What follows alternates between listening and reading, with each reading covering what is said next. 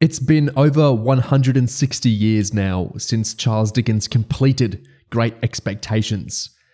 And from the early days of cinema, we've been treated to all sorts of screen adaptations of the novel. In 2019, as part of a BBC on the UK side and FX on the USA side, a deal between them with Stephen Knight presiding and Ridley Scott and Tom Hardy executive producing, the first of what's meant to be 3 of these Charles Dickens adaptations emerged in a 3-hour-ish take on A Christmas Carol led by Guy Pearce. And we talked about that back in 2019. Now in 2023, we have a 6-hour-ish take on Great Expectations. There is so much to talk about with this adaptation. There really, really is. So myself, Neo from Australia, and Ingiga from England are going to dive right on into that.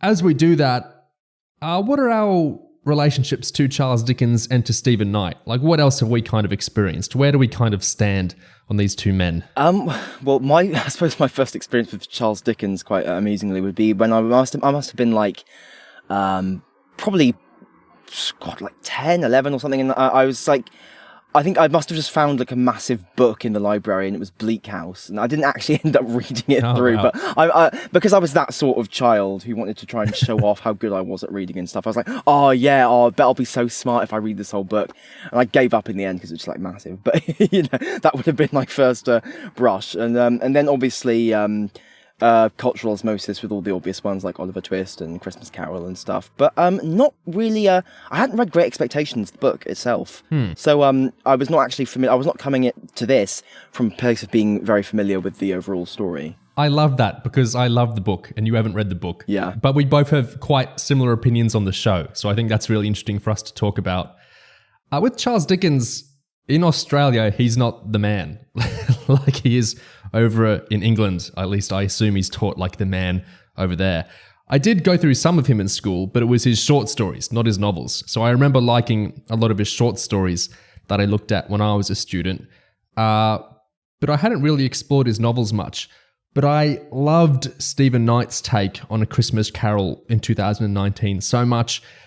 I remember neither of us had really came to that show like with excitement or anything. We had a mutual friend in Tom Tit, the third man we discussed it with back in the day. He really was pushing us to watch it, as I remember, and so... That's not quite what happened. Okay, Tom didn't push me to watch it. I watched it because I was actually curious. Just my bad. Like on a general case. I think I might have actually suggested it to Tom Tit. It might have been the other way around. The fallibility of memory. Actually, that relates to some stuff Stephen Knight will say later. The fallibility of your memory, at least. The fallibility of my own memory. Yes, very true. But I wasn't coming to it, basically. I was pushed one way or another into it, and I was enraptured by it. I had read A Christmas Carol before, and I'd seen some adaptations, but that just blew me away. His approach to the material felt so completely disconnected with the orthodoxy of not just other adaptations, but how Dickens is kind of received in general. Knight talks a lot about how the characters of Dickens kind of exist separate from his books because they're so large and iconic, they kind of escape the confines of his books. And you may never have read Great Expectations, but you have some sort of awareness of Miss Havisham. Would you agree with that? I would say, yeah, dimly. Maybe not so much with Great Expectations as stuff like Scrooge, but certainly like if you're vaguely aware of like British literature and stuff, you'll probably have heard of them at some point. Yeah. And so I read Great Expectations, the novel, because I loved that first Ridley Scott, Stephen Knight, Charles Dickens adaptation so much. I thought, well, I have to read the novel for the next one. And so I read Great Expectations over the course of maybe a week or two. And for like the first 2 acts, I was enjoying it a lot. Like, it's got a really interesting sense of character. I like how all the little ways he does his nuances with his characterizations are so appealing. And there's just so much kind of richness to it, and the way the setting is done. The characters are so memorable, all the relationships are so interesting. The way he evokes the London setting and the Kent setting is all so great. So I was really enjoying it. And then the third act kicked in, and it became this entirely other piece of work. It became like a thriller, and suddenly all these seemingly disparate elements were connecting in this almost kind of cinematic way. It was an extremely intense thrill ride, the last third of the novel. It was just plot twist after plot twist, an incredible development, and it started being action-packed in a way I wasn't I had no expectation of the novel being like that at all. And so I was just engulfed and enraptured with the last third of the novel. It absolutely blew me away. So I really, really, really enjoyed the book. And so I was very primed for the show. In fact, I went off and I watched a bunch of other adaptations because I thought, I love this book so much, I'm going to go experience, loads of versions of it. I watched the much-loved 1940s David Lean adaptation. I watched the BBC one from around 2011. I watched the recent Mike Newell film version, and I watched the 90s Alfonso Cuarón film. I was absorbing all these different versions of it. And then I came to this version, which is definitely my favorite for lots of reasons. But what do you think of Stephen Knight, the adapter man in general, from what you've experienced of him? Okay, so I would say Christmas Carol was probably my first brush with him, at least that I know of. But obviously I took an interest, and he has such a wide career. He's done so many things. Actually, now I think about it, I think I might have watched the first series of Peaky Blinders back in the day, which he was involved with. I don't remember much about it, but it was mildly fun. I'm dimly aware that's a show that sort of gets increasingly bonkers as it goes on.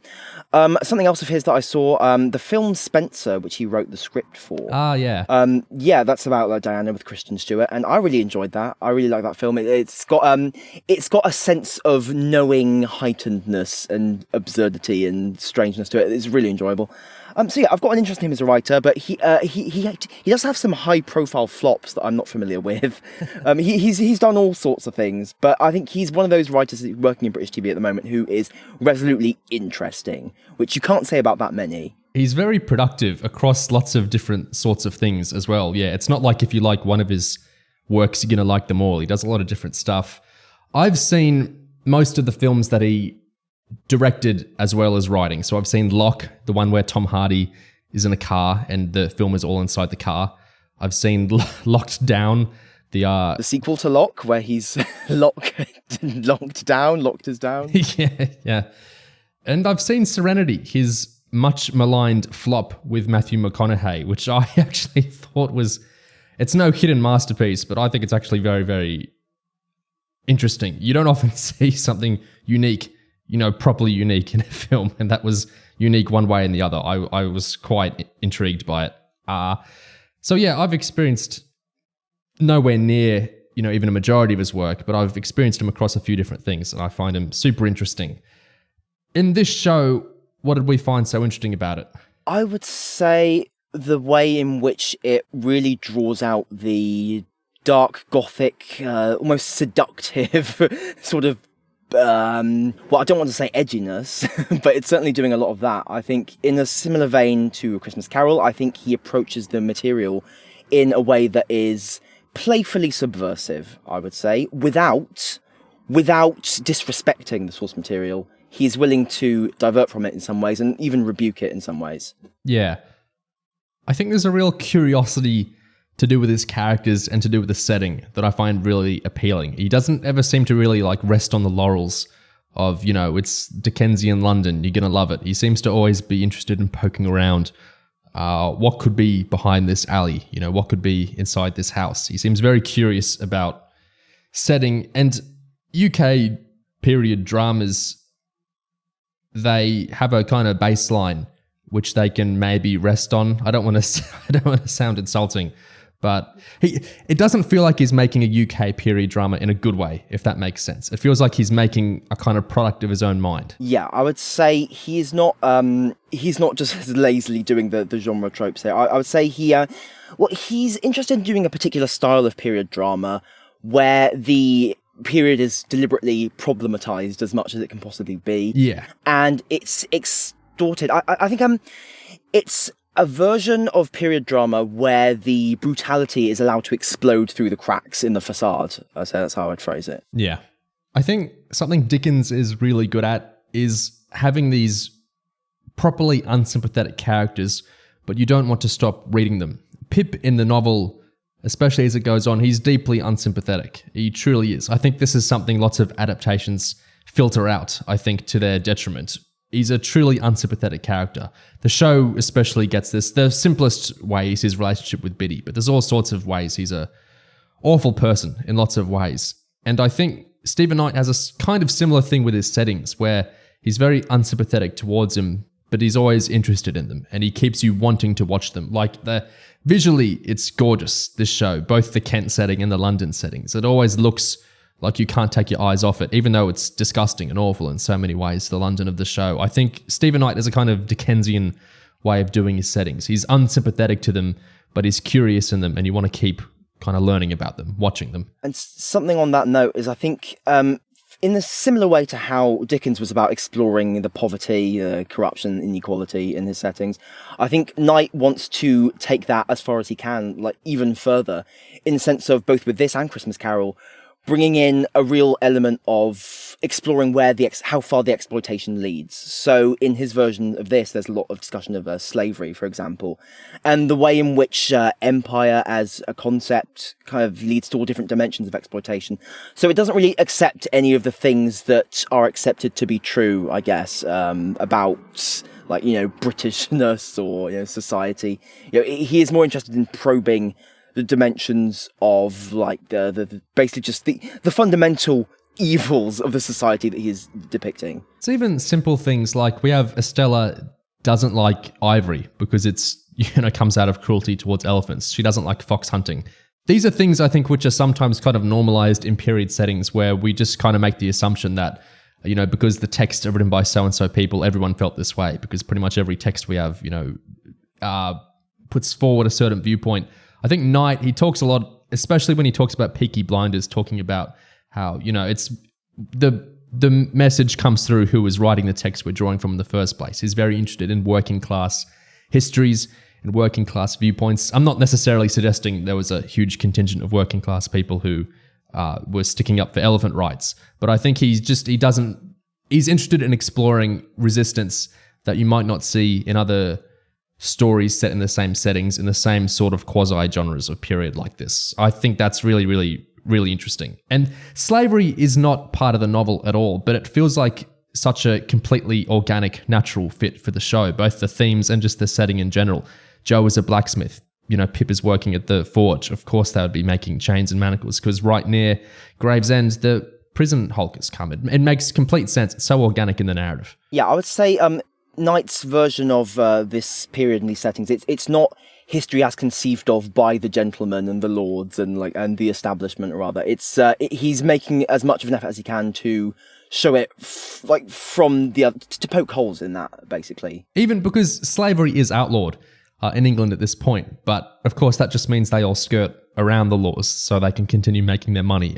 He depicts that in a really interesting way. Yeah, a way Knight has phrased it in interviews a few times is that he wants to write what Dickens might have if he'd been allowed to, basically. So the bits that would have been struck from any sort of officially acceptable depiction of the time. Knight wants to kind of probe that stuff. I mean, you can question whether that's true of Dickens or whether he really would have written about that sort of stuff. But that's the ethos that Knight's approaching this with. It's an interesting thing because I think the role of opium in the series works really well because it feels like one of those things when you hear it, you go, of course, Miss Havisham is a rich lady who's, had a terrible life. She's in a deep depression. She does nothing all day. She wears the same clothes. Opium wasn't even illegal at the time. Why wouldn't she be using it? That makes all the sense in the world to me. Of course, it's not part of the novel at all, but it's one of those additions that just feels organic and it kind of deepens the character in a way.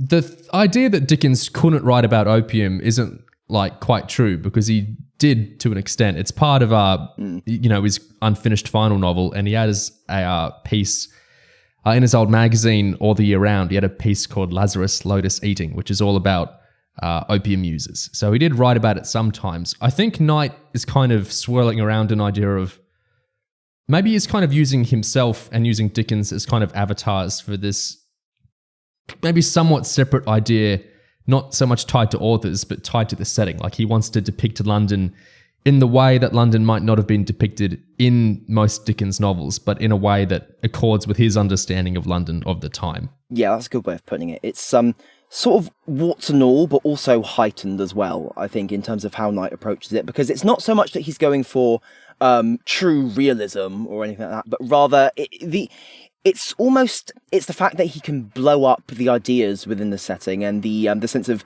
edginess, there's that word again, to such an extent that the ideas become massive and the impact on screen become massive. And I think he's just able to, it's fun, I think, is part of it as well. I think having these almost slightly swashbuckling interactions that occur between some of the characters in this London setting, and the violence and the the scandal and the deception and the shame and the brutality and all of that, it does make for fun screen entertainment, as well as being a kind of a more unvarnished depiction of London. Yeah, and I think any version of London, whether it's in the novel itself or in any other adaptation, or whether it's not London at all, in the Ethan Hawke film, it's actually New York. But I think any version of the city isn't the city itself. It's fiction. It's a prism. We kind of view the city through. Lutherland. Yeah, exactly. It's a version of the city. So I think maybe realism isn't the most effective way to think about it, but trying to get a different sort of perspective on it. If Knight's trying to get more of a working class perspective, as he might put it, or a perspective more attuned to addictions and sort of things not so polite to talk about, I think, that's more than valid. I think that's super interesting, because I think it's not like David Lean's London is a more realistic London. I think realistic is a sort of useless adjective to discuss this sort of thing. It's just different perspectives on the setting, different depictions of the setting. And another aspect of that that Knight shifts a lot of focus to is the role of women, of course. I think this is something that probably you can see through Peaky Blinders as well. I remember Tom Tit describing with disgust a scene in that show where the women of the female characters are kind of walking down the street while this licensed music plays, and it's all very sort of like badass frame like that. I think Knight is interested in looking at shifting more focus to women's perspectives, I guess, in settings and dimensions and societies that are extremely patriarchal. And that's something he does a lot in Great Expectations as well. Yeah, this might interest you. I don't know if you know this. In the novel, there's no Sarah and there's no Amelia. Joe's wife has no first name in the novel. Miss Havisham has no first name in the novel. Stephen Knight gave them first names. Oh, wow. Okay. I didn't think he'd have actually just straight up invented the name. Yeah. It's cool.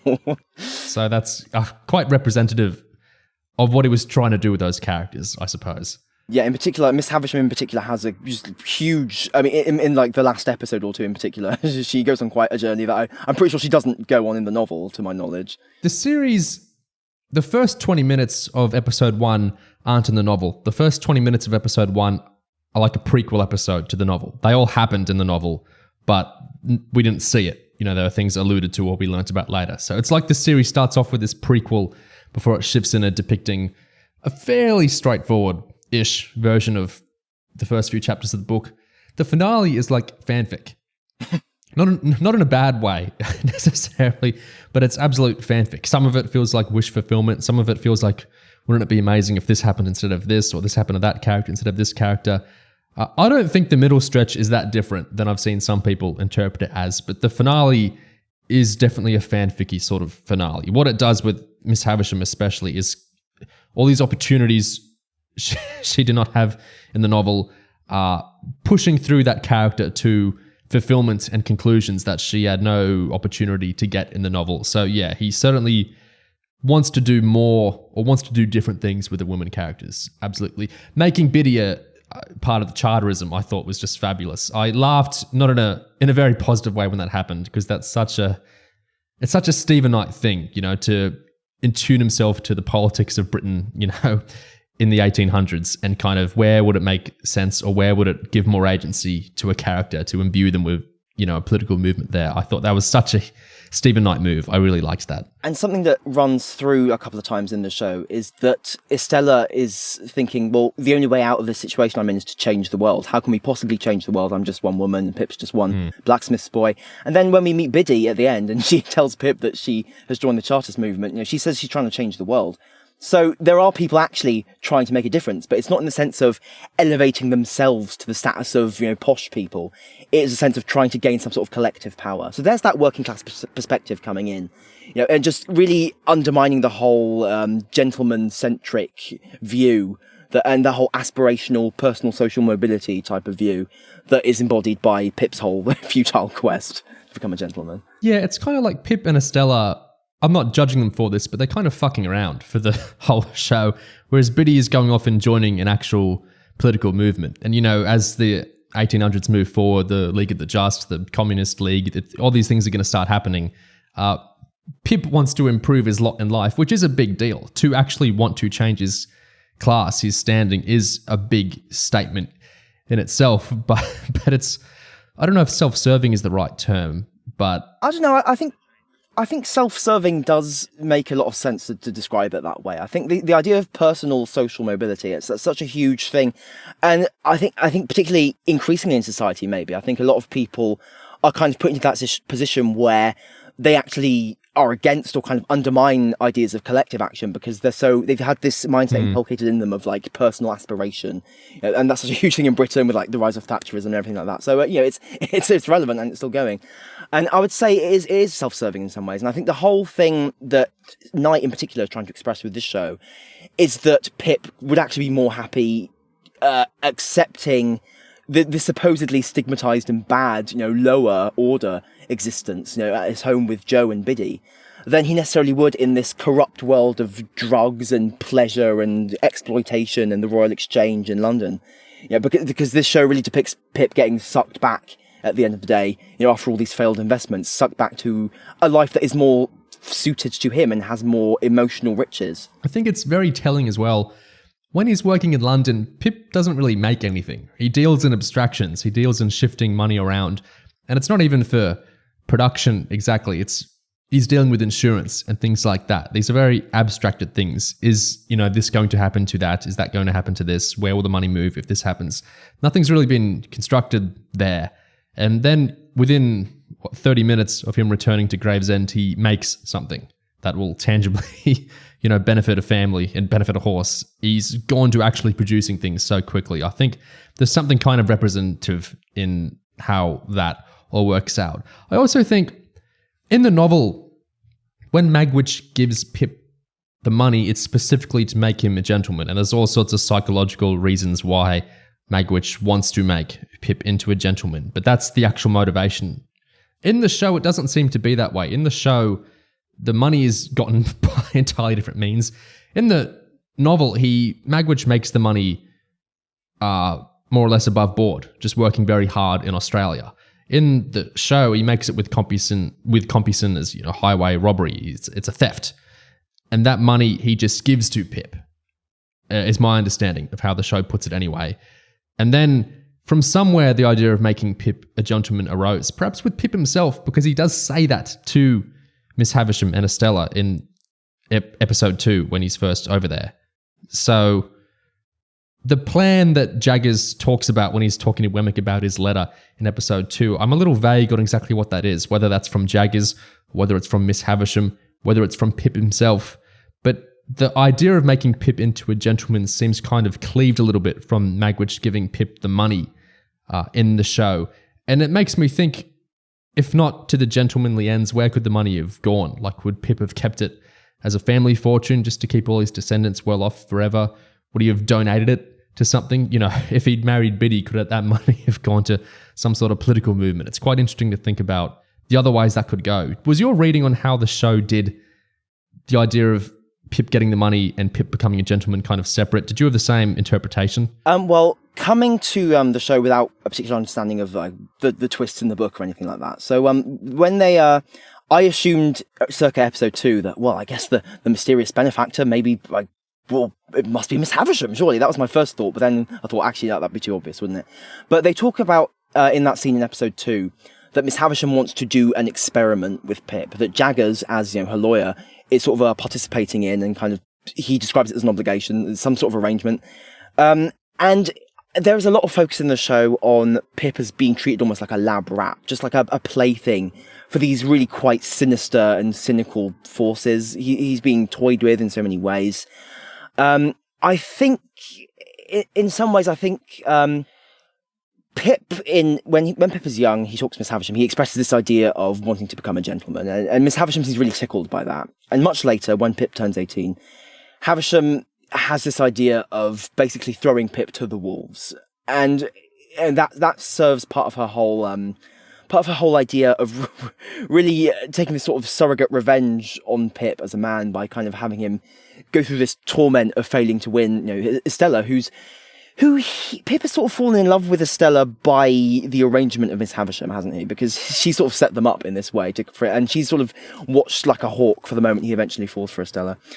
Anyway, I think really Magwitch, as depicted in the show, I think, though, through this fantastic performance, I think he, as much as we see he's this really masculine, kind of gruff, violent, like brusque man, you actually feel the sense of right and wrong, the sense of faith, and the inner warmth there, even as he's being brutal and violent. I think towards Pip, like you get the sense that in episode 1, when he covers for Pip, giving him the pork pie and the file and stuff, like you actually, that I was really I didn't expect that to happen at all. And I was really taken by that. I think that's a real moment when you see, wow, this guy's actually, he really has goodness inside him.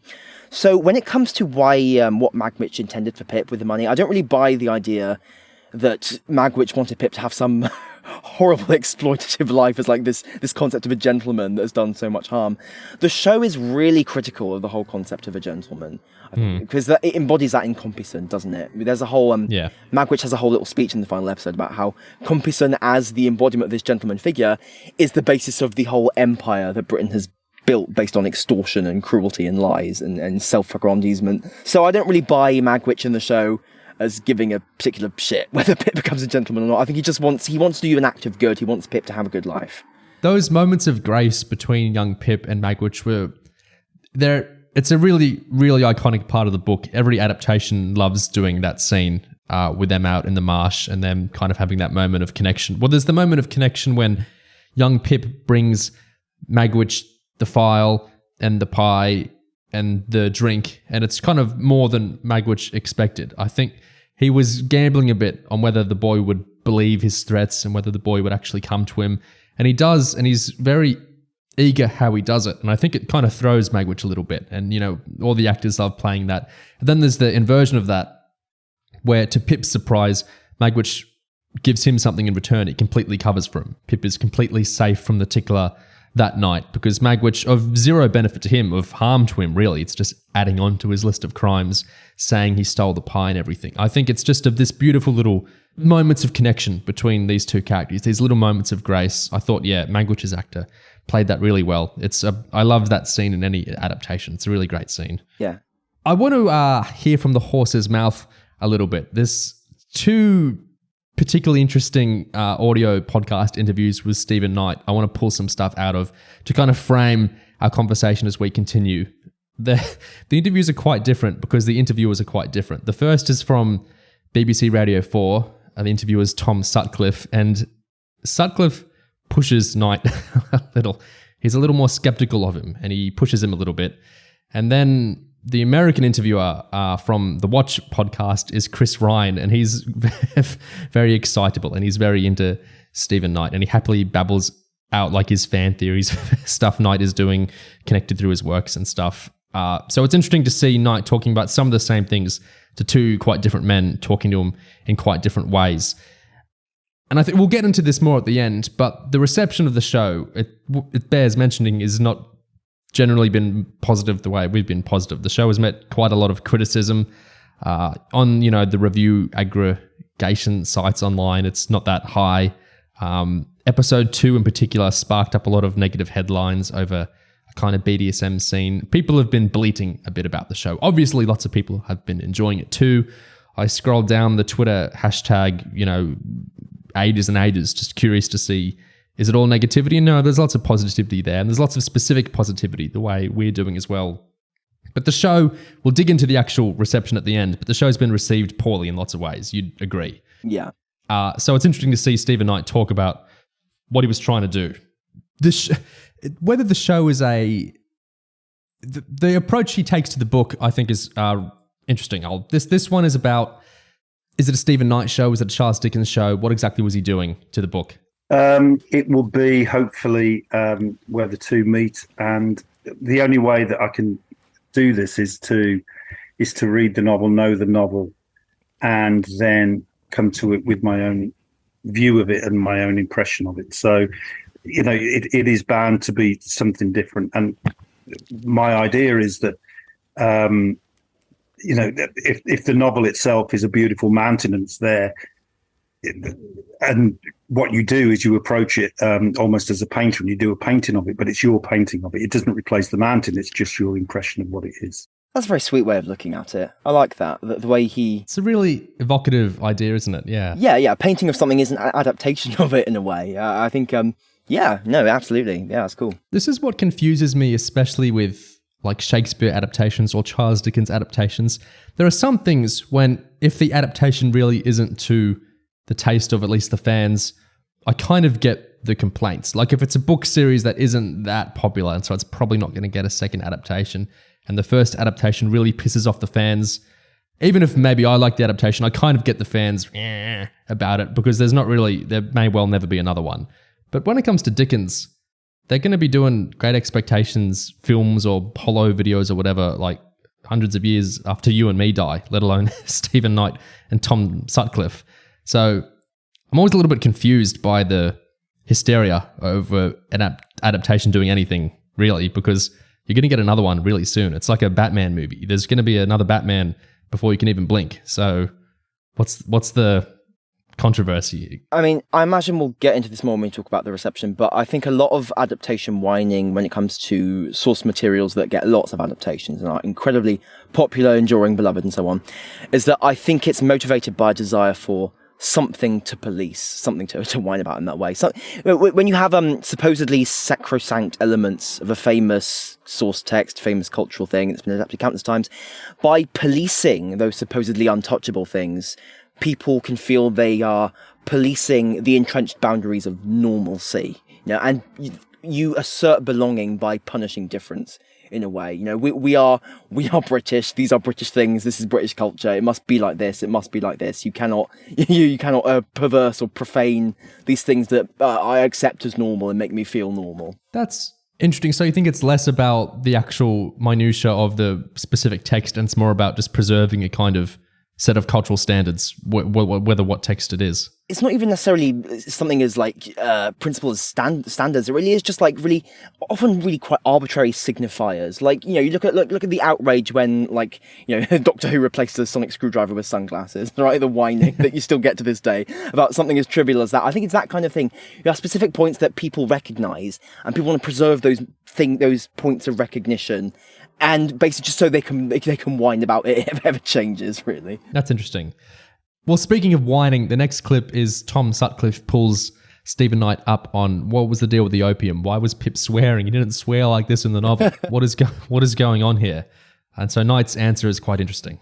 I would say that when Dickens was writing, not because of any sort of censorship or restriction, but because you just didn't write about certain things.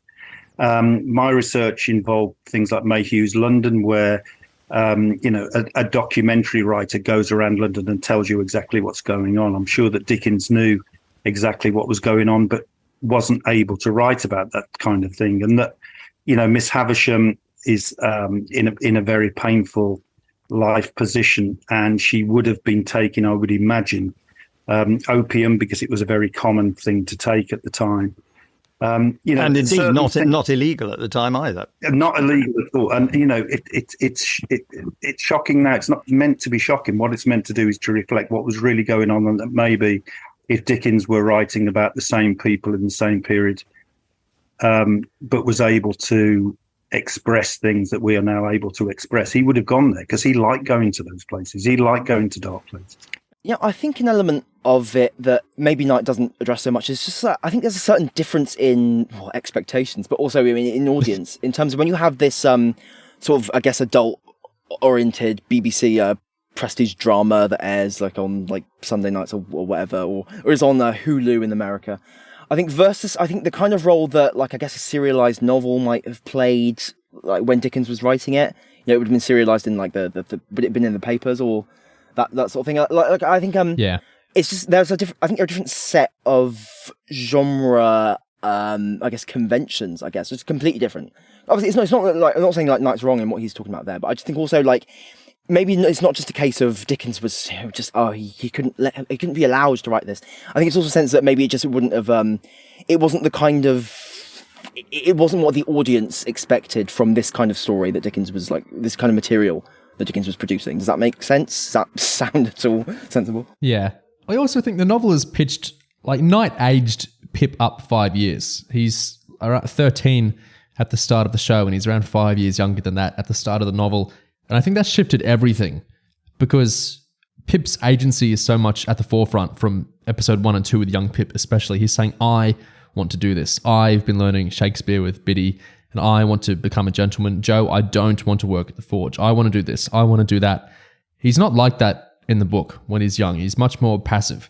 And I think Estella is more active in the show as well. I think kind of tonally that shifts everything. When you make the characters older and when you make them more the agents of their own fate, it kind of pulls you into a different world tonally. And I think it kind of adults you up a little bit maybe.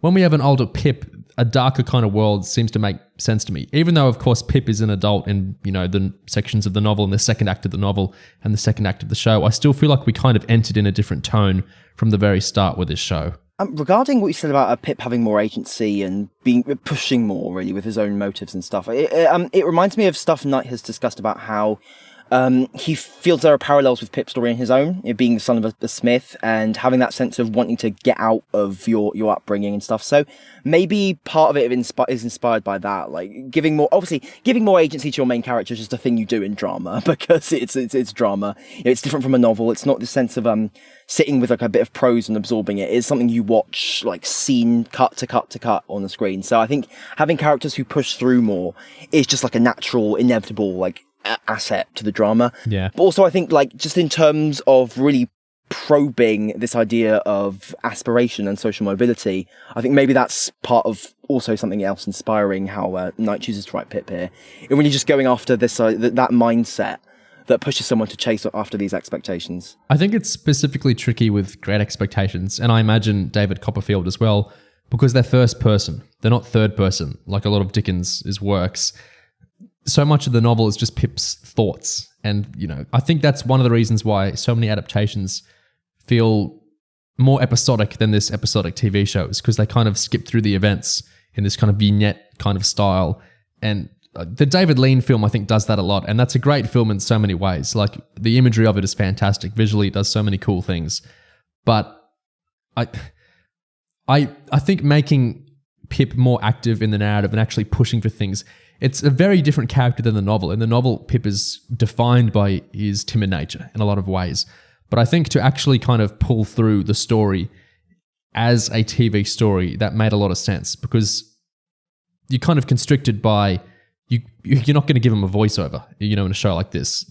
So how are you going to make his narrative come to life exactly and not just feel like you're skipping through stages of the novel? It's quite amazing what Knight jettisons from the book. Like, the emotional climax of the book and of a lot of the adaptations is Magwitch kind of telling Pip, I was your benefactor and this is why I did it. And in the show sidesteps this as much as it can, really. The characters themselves kind of agree to sidestep it. So Knight is very specific priorities, but he's not blundering into anything.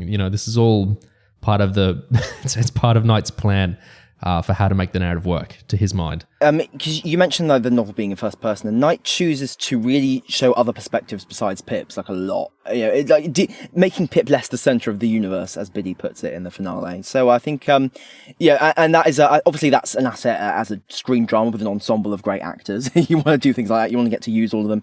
You want all the different perspectives. But I think also just in terms of decentering the whole sort of myopic pursuit of this one dude, in terms of actually and getting to see more of the world around him and the way in which other people's lives kind of intersect with his, just to really flesh it out, I think is part of what Knight is going for here. It was not that long ago, there was another BBC adaptation, another TV BBC adaptation of Great Expectations. That one was 3 episodes, but it was not that long ago.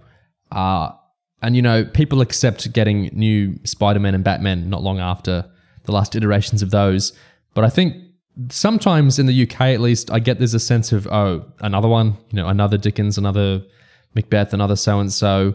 Knight is kind of pushed on that point here by Tom Sutcliffe. I mean, I suppose my other question would be, why another Great Expectations? Why another Dickens adaptation? I mean, presumably one of your answers is they asked you to do it, but why did you say yes? Yeah. Well, no, I asked to do it. I think that the way that Dickens wrote is very contemporary. I think that the issues that he's dealing with are very interesting. And the thing that drew me to Great Expectations was that it's about class, which is so unfashionable now. For a novel to be about the struggle of an individual to change their class is not really something that's dealt with at the moment. And even when he was writing, it was a few more years before the concept became, let's take the whole class and change the whole thing, and it became more of a political thing. But for me personally, I feel a sort of empathy with Pip, because my dad was a blacksmith and a farrier. The idea that there is a book about class, I think, it's not being done at the moment. I think it's really interesting. I think that keys into something that maybe defines like his Dickens adaptations like overall, which is that I think he mentions there that the focus on class in particular, and I guess maybe the subtext of that is like a working class experience, trying to actually rise up and stuff, and confronting the equality and stuff, the inequality rather. And the idea that there's like a lack of that, like in culture at the moment. Almost like what's not being said there is that like the acceptable state of culture at the moment is one where the inequality is almost pushed down, like the class inequality. It's almost like it's sublimated. It's not confronted. It's not quite talked about and stuff. And I think in wanting to do, and the thing is, like, even though like the interviewer there is implying that Dickens is all over the place, well, there's loads of Dickens, why do it again? I think almost what Knight is not saying there in his answer is that, like, there's something unsatisfying about the Dickens as we are currently treating it in culture, which is why he wants to really attack it from a class perspective and actually bring back the element of the class disparity like to the forefront, and actually really dig into that. And I think on the whole that informs the style as well, I think, because with the style he is puncturing this twee normalized idea of Dickens, I guess, and also of period drama in general, that I think sort of stifles the burning, underlying, bubbling, the wrongness of it all. I think that is also hooked into why like his adaptations of Dickens get so much flack, I think, for profaning the niceness of Dickens. I think it's again that thing where the copy becomes more present than the original in some ways. It's like people are always talking about the Muppets Christmas Carol. They're always talking about this and that Christmas Carol. I don't want to profane anything. I don't. Yeah. The original text is, one and I'm not saying Knight did a more faithful adaptation of A Christmas Carol, because I don't think that's what he was doing at all. But I think he was going back to the source and doing a take on it, rather than kind of doing a take on the osmosis of A Christmas Carol that's proliferated through, the scores and scores and scores of adaptations. And I think he's doing a similar thing here, where I know the David Lean version would be in his brain to some degree, because you can't get those images out of your head, but he's not kind of doing, this is the Miss Havisham story, this is the Pip story. He's kind of gone back to the source and gone, this is my take on the source text. I think with Dickens, things get, because they're so popular to adapt and they're such great stories, the osmosis of the adaptations kind of swirls around in the ether as kind of the story, if that makes sense. He's not the only writer this happens to, but I do think it is something that happens with Carol and Great Expectations, at least. Yeah, and I also think with Dickens, I think probably with maybe a bit with Shakespeare as well, but I think maybe more with Dickens, because he has more, I guess, sort of like young sort of child protagonists maybe in certain contexts. I think there is a way in which Dickens, almost as a writer, has almost been absorbed into this sort of harmless, non-threatening fabric of British literature and British culture. And obviously adaptations play a role in that, in terms of like mediating the images and like regurgitating them in ways that everyone absorbs. But I think just generally, I think there is this thought from people who maybe haven't really engaged with Dickens in any like particularly sincere way, but just like sort of are dimly aware of him as a figure floating around the culture, that he is just like a part of Britishness that you don't have to think about and you don't have to like interrogate in any way. And if someone actually does interrogate them or like interrogate those things, then suddenly that raises the hackles up. Hiss, this is bad, stop it. And I don't think you even need to qualify that the way some do. The way Stephen Knight does himself a bit, where it's like, well, Dickens would love us doing this. Dickens would actually be hot on us for doing this. I don't think you really need that, do you? We don't need Dickens's permission to... He's dead. You don't need his permission. Even if he was alive, it's, they're not... These aren't commandments being handed down from Mount Dickens. They're stories. We're free to, play around with them in different ways, especially, stories as good as this and stories that have had so many different interpretations as this. I think that's, part of the fun of it. And, not so much with Dickens, much more with Shakespeare, but that is what they were doing as well. Shakespeare was an adapter. He was adapting all sorts of things, and he was mixing up different things, and he was basing things on that. He was a radical adapter himself in lots of ways. And, it's not so much with Dickens, but I don't think these things were meant to calcify into stone. Yeah, I think sometimes someone adapting work might disagree on something with the source material, the author of the source material, and sometimes that can lead to really interesting little fireworks and ways where the adapter actually puts a different ideological spin on something or approach to something, and maybe gives life to something that the author of the source text wasn't that interested in, and that can lead to some of the most interesting material. I mean, just look at like Brian Fuller's American Gods, right? Anything like that. I think, and you can see that in A Christmas Carol, the way in the ending of Knight's Christmas Carol.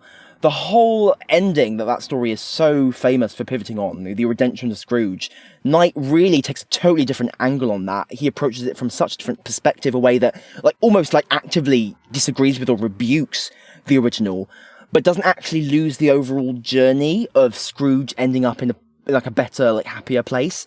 It just sort of, it just takes a different approach in terms of more material aspects, rather than rather than prettier, I guess, aspects of feeling personally more beautiful, I guess. There's more of a sense of Scrooge, rather than being a purified or cleansed or whatever, he actually does something materially good. Yeah. And there's a little of that in Expectations as well. There's a lot of it, actually, I think, in Expectations, the way it ends in particular. I think maybe there are disagreements with how the source material conceives of how these characters should end up. And that's not original to Knight, because Dickens himself changed the ending. Yes. It's my copy, the Penguin Classics copy of Great Expectations, has them both in there, and it's really interesting to read. He wrote one ending, and that was his ending to the story. That wasn't published yet, that ending. And then he had someone else read it, and they said, "Whoa, this is a bit grim. This is what you want to give your audience." And so he wrote a different ending, which is kind of the ending by default now, which is a happier, it's still kind of ambiguous, but it's a happier ending. Then the show does a third ending that's absolutely neither of those endings. We'll get into that later, though. I guess part of what makes, even some of the adaptations have done sort of different endings, but what we were talking about earlier is the accumulated effects of different adaptations, the similar readings on the material. Sutcliffe, again, pushes Knight on this kind of accumulation of period drama. Dickens himself would not have done an adaptation of, say, Defoe, a book from 160 years previously. Why not write a drama about that is set now? Do you not think occasionally the BBC is, like Miss Havisham, is addicted to costume drama? Should it not wean itself off this addiction and make contemporary drama? No, well, I mean, I do write contemporary drama, and Peaky Blinders is an original period drama. But I think it would be foolish to ignore the riches that exist in particularly British English culture of things where, problems, issues, and the culture itself was dealt with by a brilliant mind. And why not take that as a place where, I see this as read the book and then have a dream about it, but with a contemporary mind, and then see what comes. Honestly, I kind of like that image the interviewer put there, like Miss Havisham as the BBC's fetish for costume drama. That is a kind of interesting perspective, but I don't agree that it's necessarily a bad thing. I mean, I love the show, right? I love this whole sort of gothic melodrama, kind of dark, re-evocation of the past of London. I really enjoy it. So I don't think it's necessarily inherently. It doesn't have to be a regressive, horrible thing, because history isn't done or finished. We don't have to just leave it alone and never reinterrogate it, do we? Yeah. I also think there's kind of a distinction if you're doing if you're doing Lord of the Rings again, or you're doing Harry Potter again, actually again, not a spin-off, we're doing the same story again.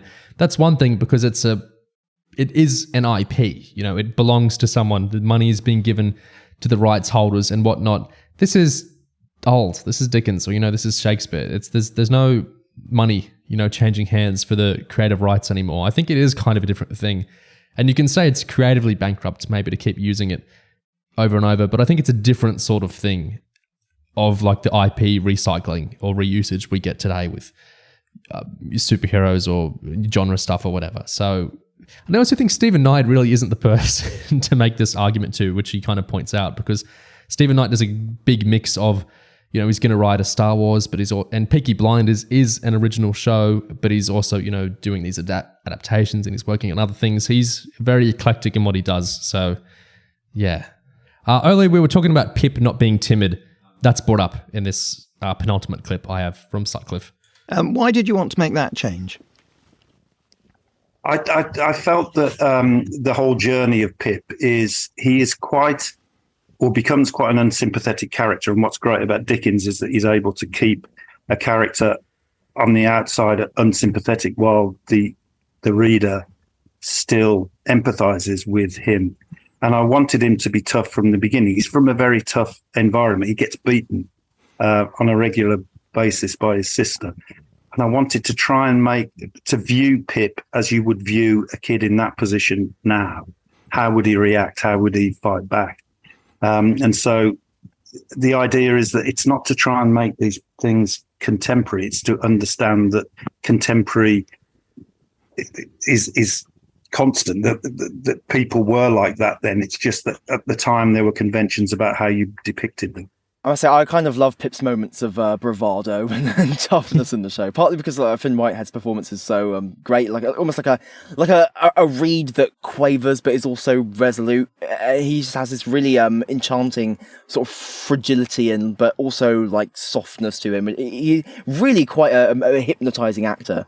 Of course, I loved him in Bandersnatch as well. I think to do what he's doing, which is to... It is a kind of revolutionary thing. He's saying, fuck what's expected of me, fuck the class system as we understand it. He's not a political revolutionary, but he's saying, I want more. I'm going to do something different. I'm going to actually, pull myself up and, become something else. It is a inherently antagonistic thing to the world, what he's doing. So there is, even in the novel where he's more timid, there is fire within him because he's trying to, make himself into something else. It's more thrust upon him in the novel, but it's still something he grabs at. So I think it makes sense for the character to have this fire in him. And it's interesting to take this character in a kind of a different way. And I think it plays him, it's really rich when it comes to his interactions with Joe, which are it's a similar thing to the novel in that Pip has become very alienated and disaffected in lots of ways. And so in the novel, it's more that he's embarrassed of Joe. He's like, Joe, you're harshing my vibe in London. Joe, you look ridiculous over here. Oh no, everyone's going to think, I'm not cool over here because of you, which is fine. It's good. It's interesting. But in the show, there's so much dramatic fire for two actors where it's more a fuck off, kind of thing. You're trying to pull me back. You're crabs in a bucket. You're trying to pull me back to Kent. Fuck off with that. You're planning to take me out of here.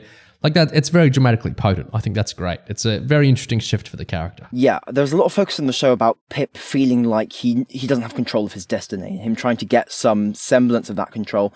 So when it is suggested to him, politely, by Joe that it might be better for him to come home and that maybe Stella thinks he should marry Biddy, Pip is so appalled by that. His vision of the idea of coming home and marrying Biddy, he sees this vision of Biddy as this dilapidated Miss Havisham, rotted, mouldy bride, this horrible...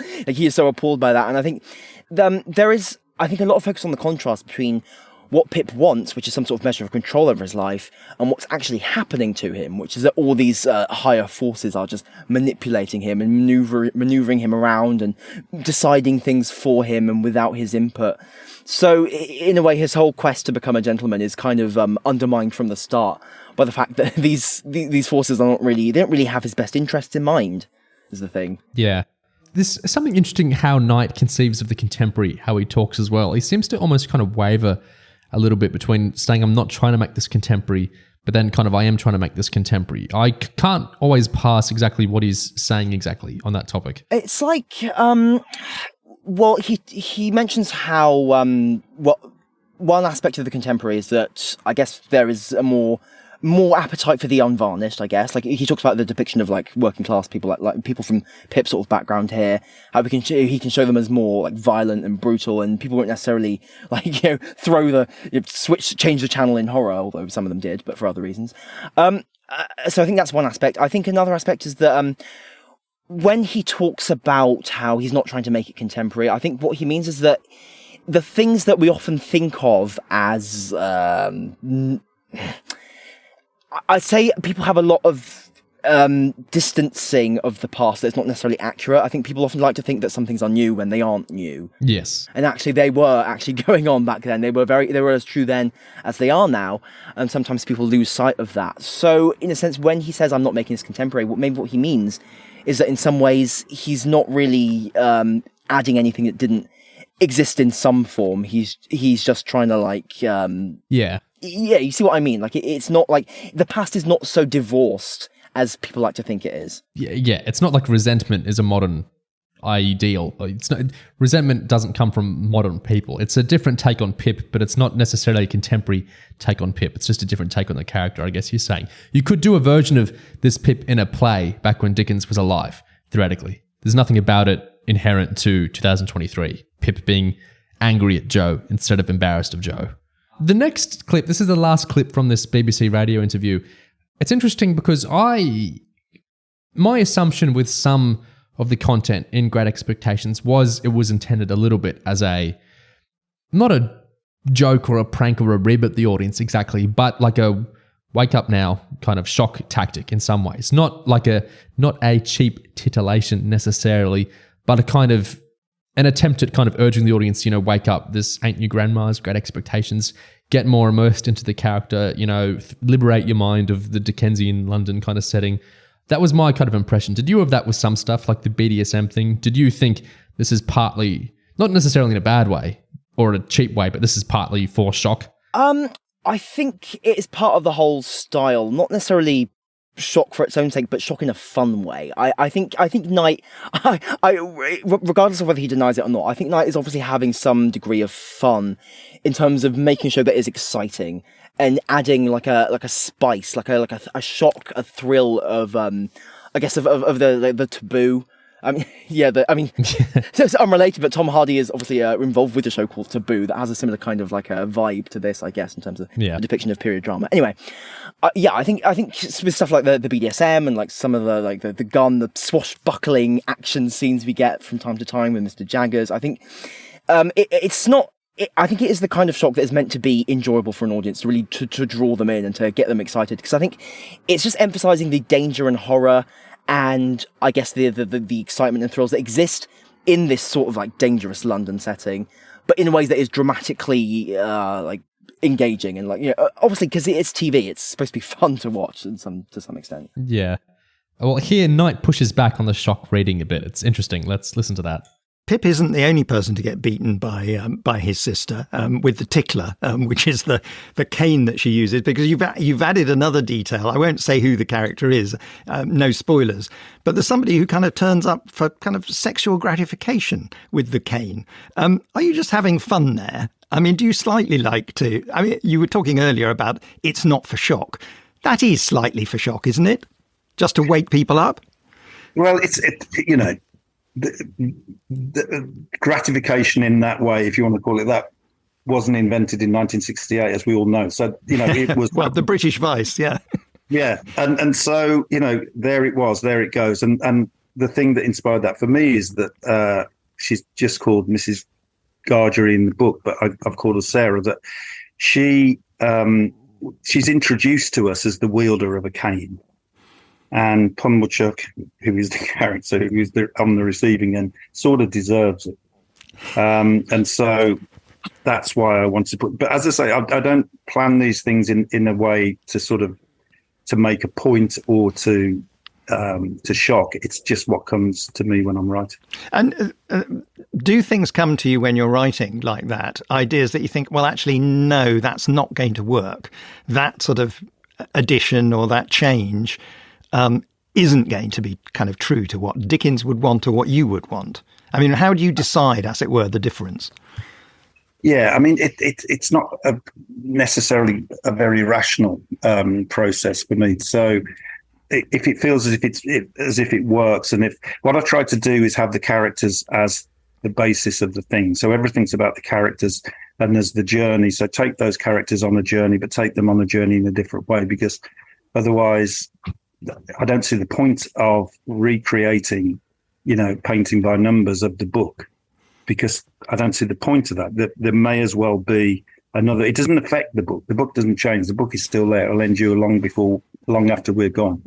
And so therefore, why not take it and see it through the eyes of a contemporary person? You know, he seems a bit reticent to kind of fully address the whipping scene there, because I think it is really interesting. I think it's a marker of his curiosity about stuff like the cane. Like when he says there, you know, she's introduced as a wielder of a cane, so he wants to actually explore that. Like, where might that go? What could you do with that? Rather than just a case of like, oh, let's just throw BDSM in with two random characters for fun. I think that scene is actually genuinely quite interesting, because as we see her whipping Pumblechook, it's intercut with Miss Havisham kind of toying with Estella and Pip, and also like Joe kind of whacking away, you know, at the Smith shop. I think he's trying to really draw out the way in which, I guess, like brutality, kind of like cruelty and like manipulation. These things are almost like, obviously they are fetishes literally in some way, as we see with Mr. Pumblechook, but also I think he's trying to do something with themes, I think, like the way in which these characters are kind of frustrated and taking out these repressed frustrations in different ways. And like, obviously the whole thing of Pip's sister, like beating him, like that's cruel, but it is also incredibly normalized.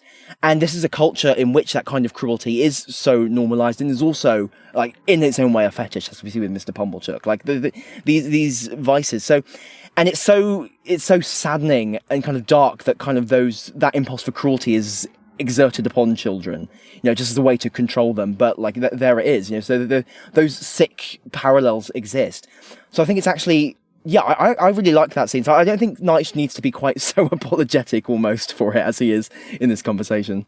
Yeah, I think Sarah beating Pip, you know, is awful, but it's an awful that, you know, a lot of us have been, you know, beat ourselves to some degree as, you know, kids even to this day.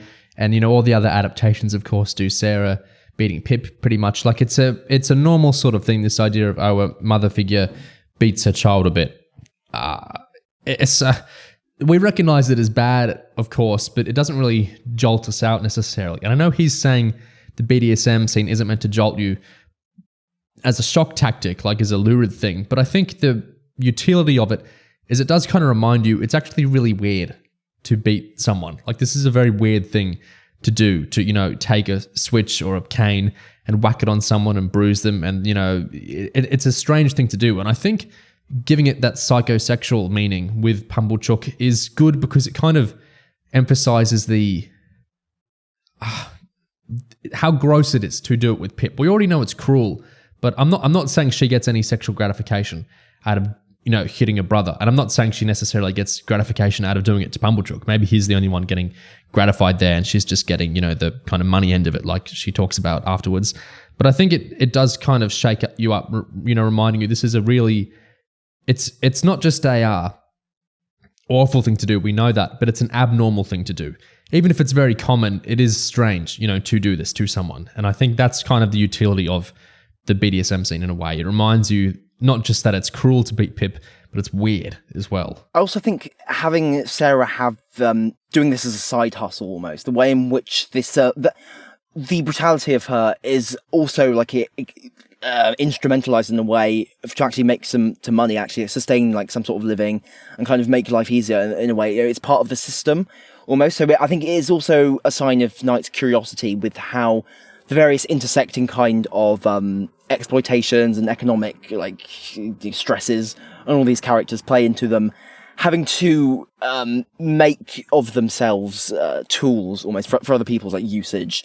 Yeah. If you see what I mean. And that continues with Pip, like when he goes to London, he's used in all kinds of ways too. I think one of the tensions in the story, especially in the show, because the show doesn't kill Sarah, she's killed off in the book in the second act, and most adaptations do that as well, sometimes earlier, is that Joe is a very nice man and is a good father figure to Pip. Joe loves Sarah, or, you know, at least he's content being with her. Sarah is abusive to Pip. We can't quite square this, can we? It doesn't resolve neatly. Joe is good to Pip. Joe loves Pip. Joe, you know, resolute with Sarah. Sarah awful to Pip. And I think the show is interested in poking around at this a little bit. Like in episode 1, we have Sarah kind of enjoy a nice moment with the two of them with the potato joke. Then she can't help but laugh. But that does come after an awful moment where she's dragging Pip, in this awful narcissistic way. Oh, he's trying to bring the devil in here when he's just trying to do a nice thing. I think Joe, he's the BDSM scene is intercut with Joe forging, as you said. And then Joe is with Pumblechook when he kind of gives the reward for it. And Joe ribs him about a little bit. He tries to shake his hand. He pats Pumblechook on the back, doesn't he? He kind of gives him a slap on the back and Pumblechook like winces with pain. That's very funny. So I think it's kind of drawing attention to, this is a weird sort of relationship Sarah and Joe have as well. Like, this isn't a neat little family unit because there is a weirdness to Sarah, which means there's a weirdness to Joe for, being content with her. Yeah, I think we can see in some ways Joe trying to get Sarah to be nicer to Pip. Like they have a little conversation where Joe like urges Sarah, if you keep beating him, he'll go. Then we'll be fucked, right? And I think it's a way in which Joe is depicted as there are various unideal things about his situation, but he tries to basically not just completely silently accept it all, but to do what he can to actually heal it or improve it in some ways, or be like a glue that kind of brings people together. We get a little scene, I think later on in episode is it episode 1? I think we see a scene of Sarah on her own where she holds up the tickler and she kind of breaks it over her knee. Yeah. And she kind of seems really cut up about the whole thing and all the drama that's been happening in their family. So that seems like maybe it could be a sign that she could maybe that later on she won't be as horrible to Pip as she has been in the past. It's something that's not necessarily fixed in place. And I think this whole idea, something that seems to motivate Pip a lot throughout the show, is the idea that nothing can ever be better back home where he's come from. It's just a fixed dead end, everything the same forever, miserable, bleak destiny. And that is why he, in the finale, he's more willing to just throw himself in the Thames than to actually just willingly walk back there on his own. So I think something that undercuts that is the idea that actually, things can get better. You don't have to just. It's not the same thing to just accept that things will be horrible forever as to stay with the people who understand you, because things can improve in some ways. And we see that with Biddy as well. Her life changes towards the end. I think that's part of the reason he does end up with Biddy is because he was assuming, I think, a certain thing was expected of him there. He thought Joe and Biddy all wanted the kind of normal relationship you could expect between the two of them. So when she says, no, I don't actually want this, and I wouldn't even do this with you because I'm not going, I'm not going to be a subservient sort of domestic wife anyway. I've joined something that's bigger than myself. I have great expectations myself, institutionally, societally. I have, things I want to do. I have my own ambitions. I think that kind of wakes him up to Biddy as her own individual agent. And it also makes him realize this isn't what I thought it would be. If I were to be with Biddy, if I even could be with Biddy, if she would take me, it wouldn't be the arrangement, of Joe and Sarah or whoever and whoever. She's her own unique person. She has great expectations. This isn't what I thought coming back to Gravesend would be like. And so, yeah, I do think that's part of presumably why the kind of understated ending, because there's not much dialogue in there, is there? It just kind of happens. And, we kind of wonder, are so-and-so even together? When we look at Estella and Jaggers, we'll get into that more, Jaggers later. But yeah, I think that's part of what it is. It's waking him up to things don't necessarily have to be the same way just because they're in the same town. Speaking of the ending feels to me, it's not a dream sequence at all. I'm not saying that in the slightest, but it feels like a dream, doesn't it? It feels very dreamy how it's filmed and what's happening, especially because that's not either ending of the book. That's a very unique thing to Stephen Knight.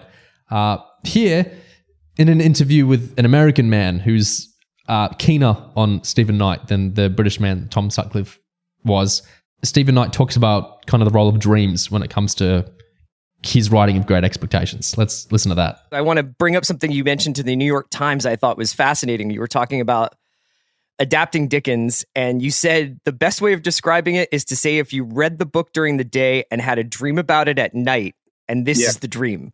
Yeah. And that's just such an amazing way to think about adaptation, because obviously there are going to be Dickens purists out there who are like, why didn't you do page 35 the way I always visioned doing page 35? But can you tell our audience a little bit about this idea of dreaming and adaptation?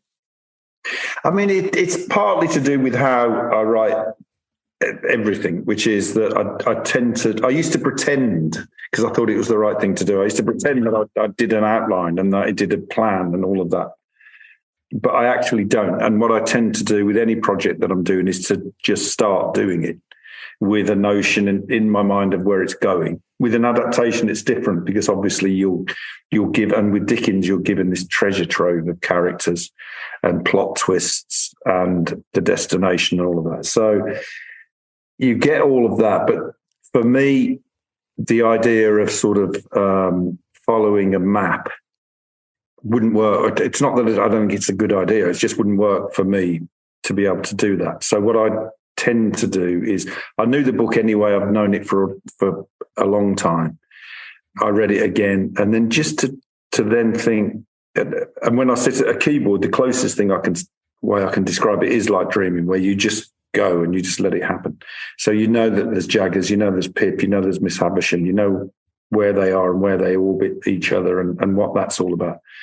But yeah, I mean, the best way to describe it is that you have a dream about something that you know, and then see how it goes. I think the importance of dreaming as an analogy for it is that dreams wander, right? Like you might be dreaming and some random thing might happen, and then it turns into a whole subplot within the dream. Or you wander off down some strange alleyway and you end up in a completely different dream from where you started off. And I think the parallels to writing are kind of important, because characters, as you write them, they have a habit of taking on their own life, or doing things, maybe having thoughts or saying things you wouldn't necessarily expect them to do. Not that they're like really alive, but rather that as you imagine like a person with all their behaviors and thoughts, they're often more complex than you maybe initially thought. And that's true even if you're not writing fiction. If you're just writing anything at all, it will take on its own life. And I think what Knight has done in the show is that he, particularly with the ending, he's allowed, the whole final episode really, he's allowed his versions of these characters to sort of go places that they wouldn't like necessarily have gone like originally. He allows them to, well, I guess he allows them to follow the paths that have emerged for them through his writing of them. So they're able to go on like completely different like wandering pathways, and they end up coming to this different kind of new climactic conclusion in the final episode. Yeah, I think there's a thing with adaptations, and it really keys into what you were saying about dreams and wondering. I think somewhere where so many adaptations of anything, especially novels, because novels have so much breadth and depth and length, of course, is that if you try and do a faithful, whatever that means, adaptation, if something's pretty chunky, you're probably going to end up with this vignette-like feeling, which isn't always bad, but it is usually episodic. And that, I think, inherently makes things feel compressed. Like, I think the David Lean film is really good, especially in terms of imagery, but it does, to me, kind of feel like skip. It's like we're fast forwarding through the book, and then we, slow down and watch at 1x speed certain scenes, and then zip. We skip entire sections, and then we do this scene and then we do that scene. I think in the old days, a lot of films almost feel like you were meant to have read the novel, and then you're kind of just enjoying seeing certain scenes being brought to life. I think loads of adaptations have that sense, and that's really frustrating for me because I don't like that kind of pacing where I feel like we're zip. Whether I've read the source text or not for a show or movie, I don't like that kind of pacing in general for most things. Where I think what I understand Knight is doing, and some other adapters do this as well, is obviously the source text is there. And while episode 6 is a kind of crazy spin on the novel's ending, it is like very tangibly a spin on the novel's ending. Like it is playing with, even when it's not doing it directly, it's playing with what happens at the end of the novel. And episode 1's quite a straightforward adaptation, really.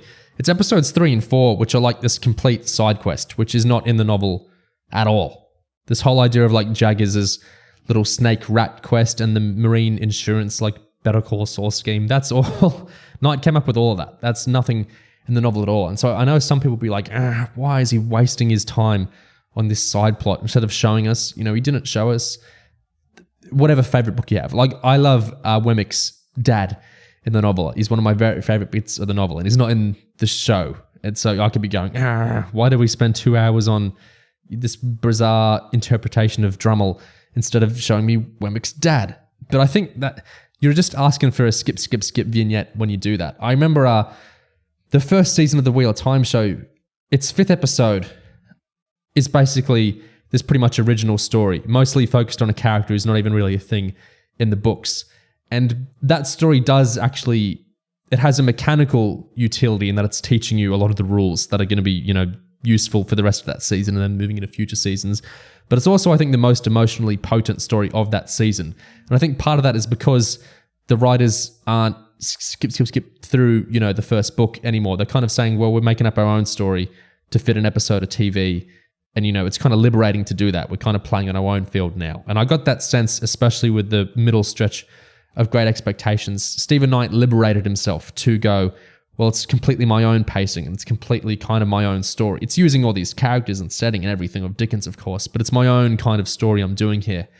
And then I think you get so much more depth when you kind of adapt that way, because there's no rush then, is it? You're doing your own thing. There's no skip vignetting through iconic scenes of the book. It's kind of you formulating, you're kind of doing the themes and the characters in your own way through your own kind of quest, at least for a while. I think that's a really effective way of adapting, because then it doesn't feel rushed and then you really feel at home with the characters and setting. Yeah, that's the thing. You can never just directly translate a book to the screen because they just feel different. They always will feel different to read. And I think TV is so much better when it actually is allowed to have its own form that actually works for it.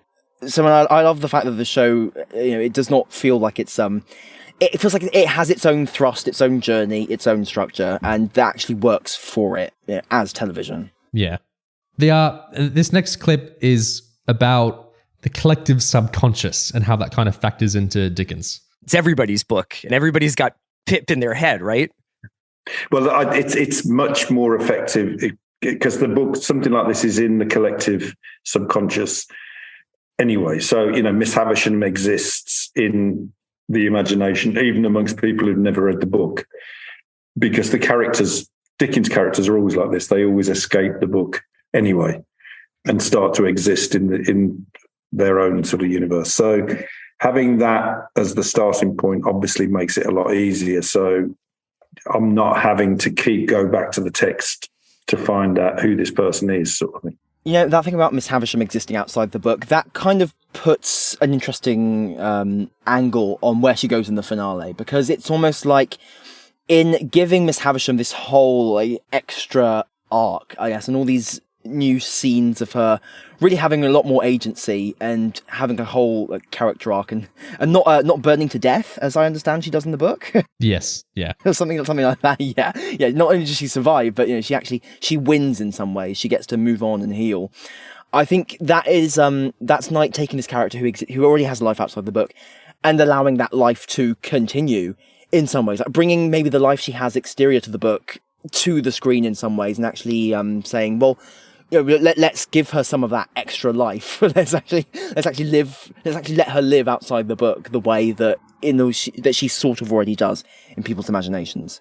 I think so many characters, like Scrooge, obviously, maybe the Artful Dodger, Oliver Twist, absolutely. There are a lot of these characters which, how kind of, there's a lot of things people will know, but they won't realize the kind of intertextuality of it until they end up watching the source text by accident. Like a teenager might, have to read The Raven for school and go, oh, I know this idea of an annoying bird. Yeah. Annoying someone all night because I saw The Simpsons. Bart was the bird. And there's so many of these things realizing, the Planet of the Apes, is where this come from. I also saw that on The Simpsons. The Simpsons really is the progenitor for most of this sort of thing, probably. But there's a couple of Dickens characters, especially Oliver Twist, Scrooge, I guess Miss Havisham, where they kind of exist in the ether because of not just adaptations, but they just kind of exist in references and, in little arty ways around all these sorts of places. And so I think that that's an interesting thing to kind of drink in as a writer. This is kind of Knight making another possibly ill-founded statement about Dickens, but it's kind of interesting because it kind of speaks to how he writes as well, he being Knight. I think the way that Dickens writes, in my opinion, I'm probably wrong, but in my opinion, I think he set off writing things without knowing where he was going particularly accurately. Because the twists and the turns that come from the way he writes, which is so brilliant, I think he stumbled across them as he went. I don't think he did a map either. Right. Right. And I think that really helps me because these things come from nowhere sometimes, which is great. See, I wonder to what extent is that just looking at the that kind of reasoning where you see the end product and you infer from that rather than actually knowing what actually sort of led there. Like it might be a case of the writing feels as though it could have been made on the spot because it is so snaky and twisty and turny and alive, but that doesn't actually mean it was made up like on the fly. I'm not sure we can say that with confidence. I think the reason no adaptation, not even this one, although it came closest in some ways, I think the reason no adaptation can really get the vibe of why the third act feels so electric, at least to me, is because the book is so big and there's so many more characters in it than any of the other adaptations. When everything starts connecting, like when you actually see Magwitch is connected to Compeyson, is connected to Molly, is connected to Havisham, is connected to Jaggers, is connected to Pip, is connected to Estella, when that all connects at the end, it's more surprising because you also know like 40 other characters in the books. In the show, just because of, conservation of cast and characters, like it's still a surprise. Molly, what? Magwitch is Estella's dad? That's still crazy, but it's not as crazy because there's only, so many actors in the show. So I think in terms of improvisation, I think it's different when you have a huge cast of characters like you do in the books compared to a show where the cast is always going to be smaller. Yeah, it's very difficult for a TV show to have the sheer sense of scale that like a whole novel with the whole thing does. I mean, some TV shows kind of approach it because when you have 10 to 12 episode seasons like The Wire or something, you can get a very novelistic feeling with a huge ensemble of characters.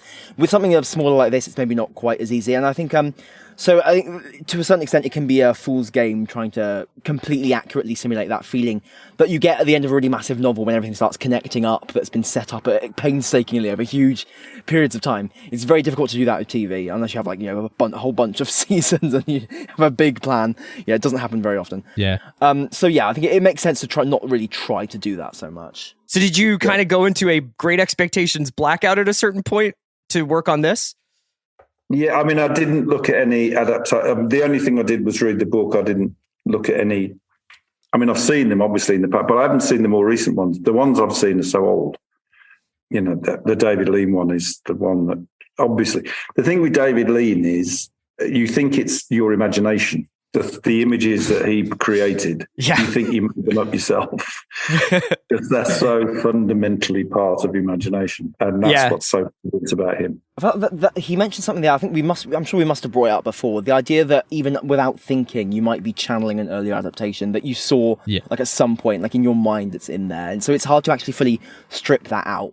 But I suppose that the helpful aspect of TV is that you also have all these other people you're collaborating with, like directors, sound designers, soundtrack actors. So it's not necessarily they can give it its own life, even if you happen as the screenplay, even if you happen to be channeling something else you've seen.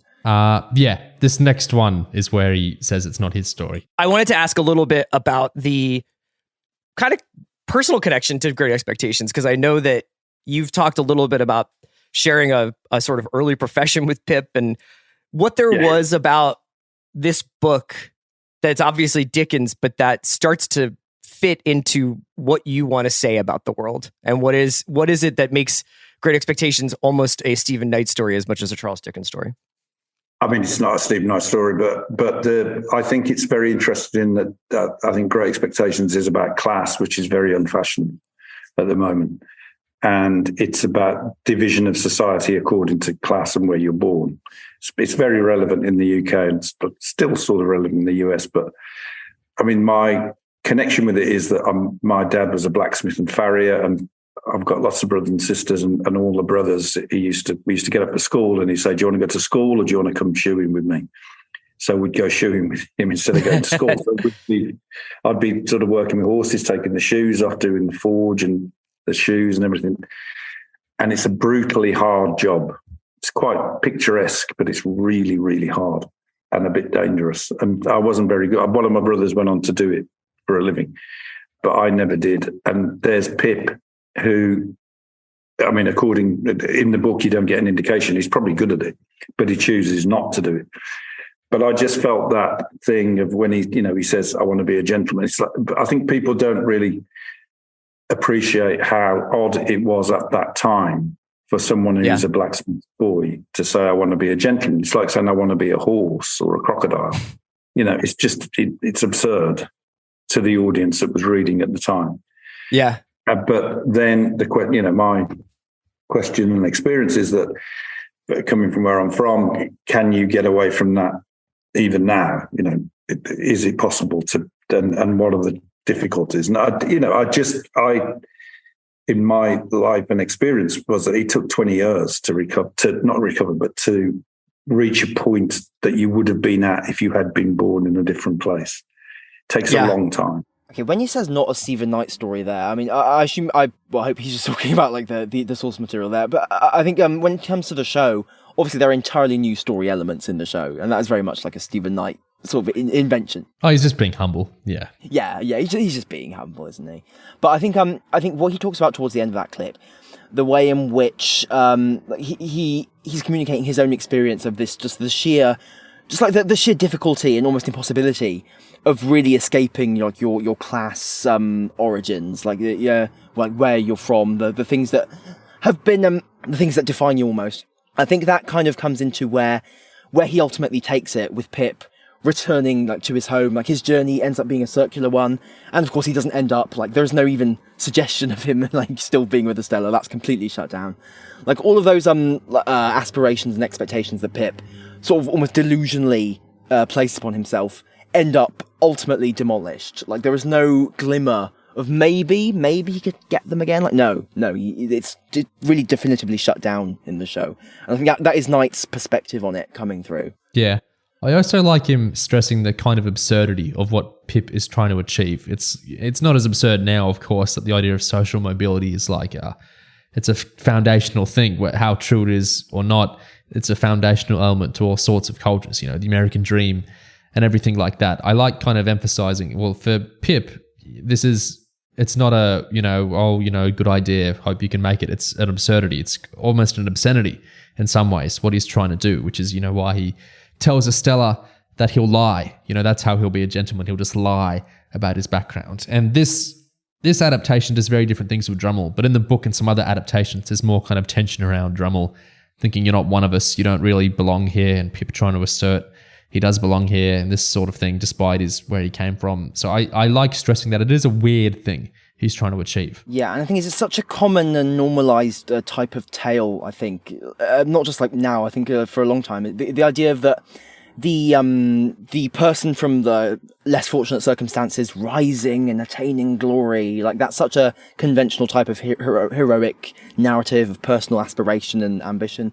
So I think it's important, I think, for Knight to really undercut that and say, actually, no, this is this is sort of a foolish quest, especially in a society this corrupt. Like, what does success actually mean? It means selling out and like compromising everything that you believe in and like hurting people. So I think his depiction of his choice to depict Pip returning back to Joe and Biddy as like a really like almost like angelically happy thing in some ways is really trying to cut against, I guess, the conventional narrative of aspiration. I think this is very tragic on Estella's side, but in the early episodes, Estella and Miss Havisham are stressing to Pip, being a gentleman means abuse. That's the idea. It's a hierarchical thing. If you're on top, you need to be abusing those below you. That is what it means to be upper class. They stress this to him in a bunch of ways. It's usually Estella saying this, and Pip is going along. Yes, Jaggers, I won't even say goodbye to Biddy or even Joe. I'll just leave right now. Sure, I'll do all these things because that's what being a gentleman is. It's cruelty to others. It's maybe I'll get a statue of myself one day. This is what this all is. And then I think in the last episode, it's kind of inverted a little bit. Again, it's Estella trying to say this is what being upper class, or this is what success is, at least, when she's kind of offering marriage to him, which is the success he's been seeking the whole show. And it's this kind of alien, bizarre thing again, where she's saying, I've got to not love you. How much truth there is to that or not. I've got to not love you, and you need to love me. So it's like a competition that I'm winning, but then you can have it, and that's how this works. And it's like for the first time, Pip kind of goes, this is fucking insane and alien. Yeah. This whole kind of system of success. No, fuck off. I'm not going to do any of this weird shit. I'm going to go somewhere where things make sense, or at least they make more sense, which is back with Joe and eventually with Biddy. So I think that's a big growth moment. It's a very tragic thing kind of for Estella, who obviously did want to be with him. That's what the actress, sells easily and sells well quite often across the show, is that even if she doesn't fully understand her emotions or how she wants to achieve things, since she's been brought up in such a bizarre way, It's what she wants. You know, her tears tell us at least, but she has to, it's, you know, the hurt people kind of thing. I need to be the one. It's for her. It's I need to be the one on top, so I can't be, you know, hurt beneath. I need to hurt myself, literally, I guess, for her, so others can't hurt me, kind of thing. And so I think for Pip to finally kind of go, this is insane. No, it's kind of sad for her. But, you know, she looks happy at the end. So I guess everyone won, you know, through this kind of rejection of the whole system of hierarchy. In that scene, when Estella's making that alien proposal, she mentions that her and her mama have been discussing the matter like scientists. And, you know, there are a few mentions throughout, I think, in various places in the show. Like Drummle's really specific about timekeeping and stopwatches and stuff. Yeah. And, you know, it just reminded me of Scrooge in Christmas Carol, in Knight's Christmas Carol, and how he has this scientist sort of approach, and he has this really, like, finicky fixation with, like, keeping, like records and numbers and times and things, and just the way in which the sort of abstracted kind of distant scientists approach, almost like the lab rat approach, treating people like experiments or like materials or resources or things that can just be controlled and things like that, is associated with this inhumane kind of privileged upper class, like distanced perspective on life. So whenever you get characters very talking scientifically, really, it's sort of like a sign that actually their relationship with their own humanity is really is struggling. That they don't quite have the grasp on what it means to like love someone in a healthy, normal way. And that scene where I guess even though Pip says he stubbornly still loves Estella like a mule, he actually he decides, he realizes, like, I can't chase this anymore because it's not actually, I mean, you know, what would he even be in a relationship where this woman is like making a whole show of how she doesn't really love him and he just loves her like unrequitedly. I mean, it's not fair to him, is it? And it also it wouldn't really be fulfilling for her either. Like he says, like, he's not what she needs in a way. Like, he's like a toy for her almost. Like, it's so dark in so many ways. Obviously I haven't read the book, but like, you know, the original ending that Dickens wrote, like, has Pip and Estella not really getting together, right? I think she's she's widowed from her first husband, and maybe did she remarry in the original ending? Was it something like that? Yeah, she's got a kid. They kind of see each other by chance in London, and he goes over to her and he like sees the kid, and it's like, you know, we move on, kind of an ending. And of course that had to change because that's not happy enough. Yeah, and I think maybe in some ways what Knight wants to do in having Pip and Estella not like get together and go their separate ways is maybe, obviously he's not adapting that original ending, but I think maybe would you say maybe some of the spirit of it is still there in showing how Pip and Estella aren't meant for each other in that way? I think the whole construct of the book is they're not meant to get together, which is why the original ending didn't have them get together. That's what he wrote first, you know, before getting outside feedback. So I think, although there's a lot different about Knight's ending, I think the kind of construct of the story, in my opinion, doesn't really lead to them getting together. That's why I find the second ending weird.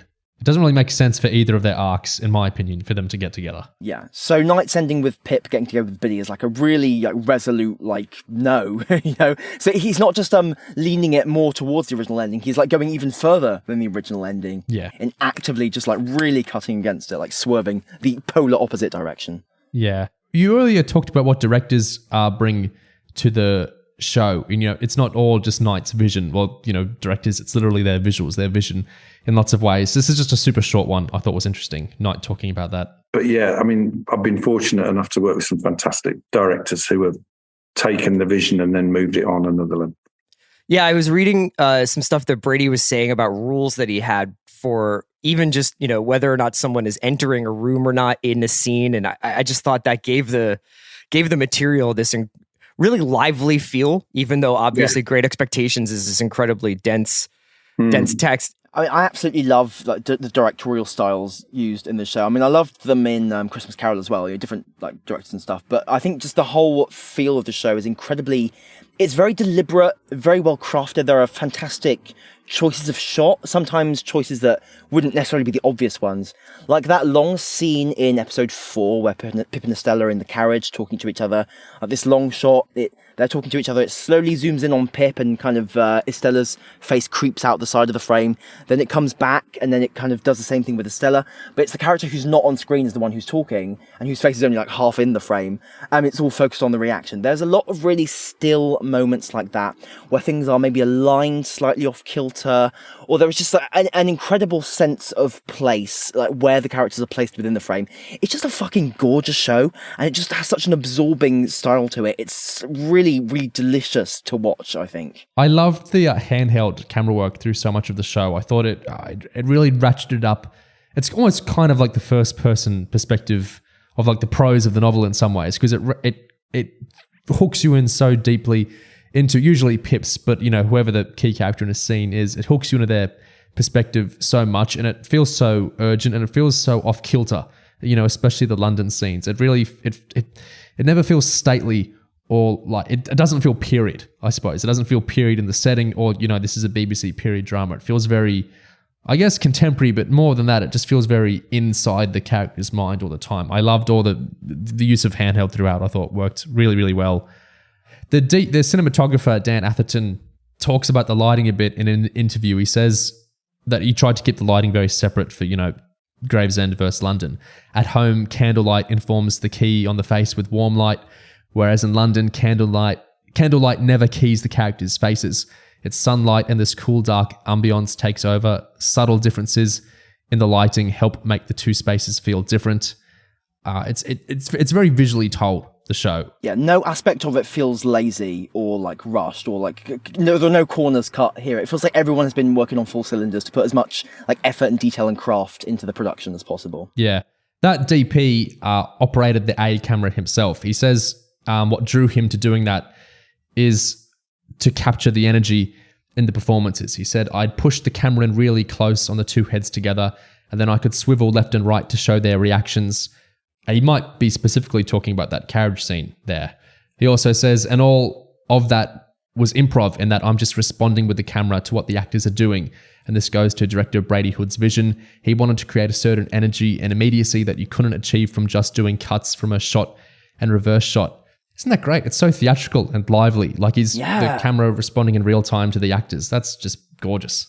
And something it's really good at communicating as well is, I think, maybe the sense of being scrutinized and of paranoia and being on display that the characters often feel when they're in London. Like when Estella walks through the Royal Exchange for the first time and there's that really banging music going in the background, and the way the camera is kind of it's following her in some shots, like kind of wobbling as it walks behind her. You really feel like you're being like rushed through this crowd, and all the eyes are on you, and it's all, and she's such this shock of purple in this white kind of black and white room. It's a really arresting scene, and I think just the energy that they're talking about in those quotes that you mentioned is, it's almost a nervous energy. I think it's a nervous energy that comes from being in this bustling environment of corruption and danger and scheming and exploitation, where everyone is a product. Yeah.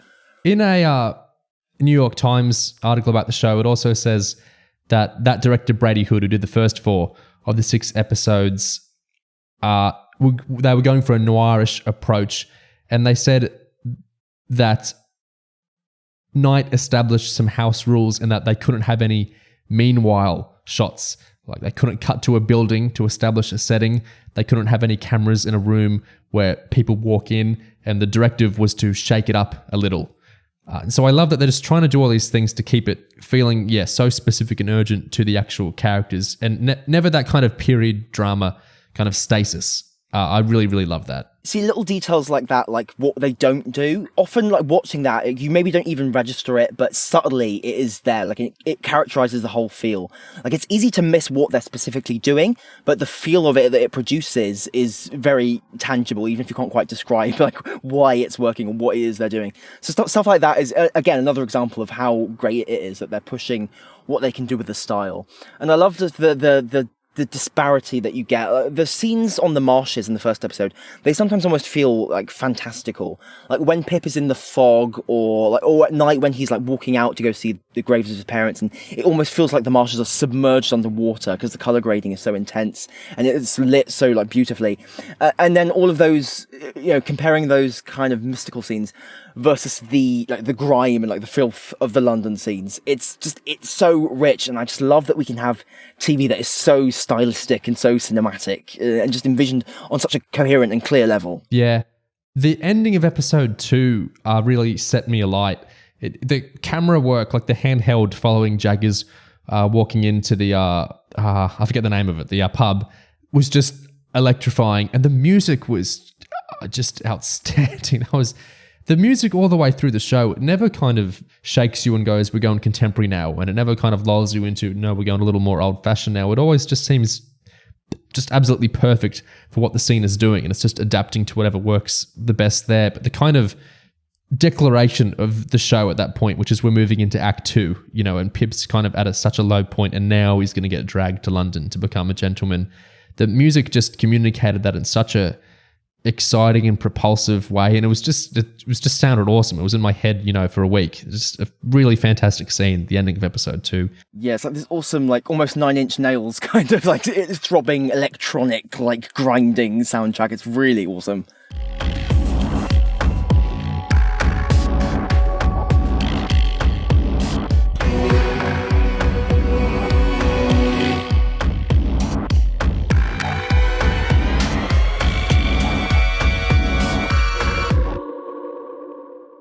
Yeah, I guess the show just never settles into, this is the period, so this is how we're going to do it. I guess that's Knight's kind of directive is, we're not necessarily trying to make it 2023, but we're not going to treat it like it's stolid, stuck in how we conceive of the past kind of way. We're going to bring it to life in the way we can now.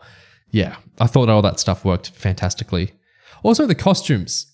There's that interesting video about how with Miss Havisham's costume, the idea was don't do it dusty, like a lot of adaptations do. Make it rotten. Make it like she's rotted, like it's actually moldy. I thought that was an interesting way to go with that. I mean, it's almost like a metaphor for how they're treating the source material. Like, don't treat it like it's this dusty old thing in like a museum. Like, you really bring out like the horror and the ghoulishness and like the aliveness of it. Maybe that's the key actually, because dust is just an inanimate object, but mold, that's like a living organism, isn't it? Like the fungus. Like there's something really different about the approach there, and that's really energizing. Yeah.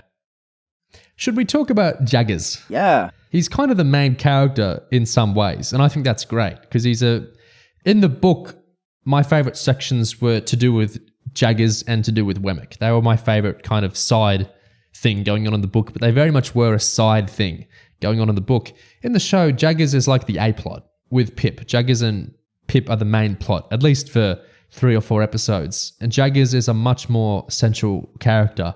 And the actor, Ashley Thomas, is just this enormously commanding presence.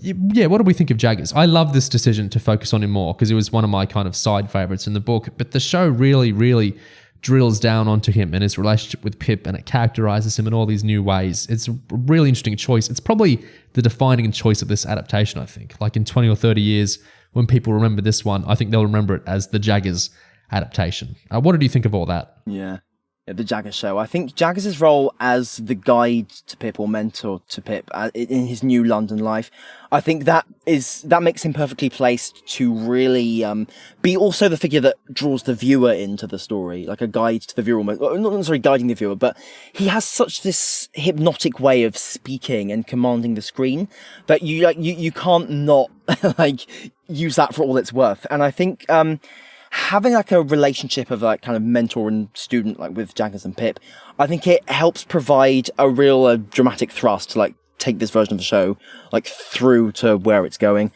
And I think also the themes that Knight is working with, the idea of like this gentleman ideal being actually a quite corrupt thing, is something you can explore really well through this contrast of the innocent kind of naive Pip and the masterly, very world experienced and kind of like conniving Jaggers, but also through the way in which Jaggers is really, I mean, he loves Pip by the end. He really feels Pip, like he has this like affection for Pip, like maybe fatherly in some ways. Like, and I think it's the way in which actually like the innocence of Pip actually works on Jaggers in the same way that Jaggers is trying to corrupt Pip in some ways. Like it goes both ways, and I think that is another thing that undercuts this idea of like the supposed superiority of this gentleman entity.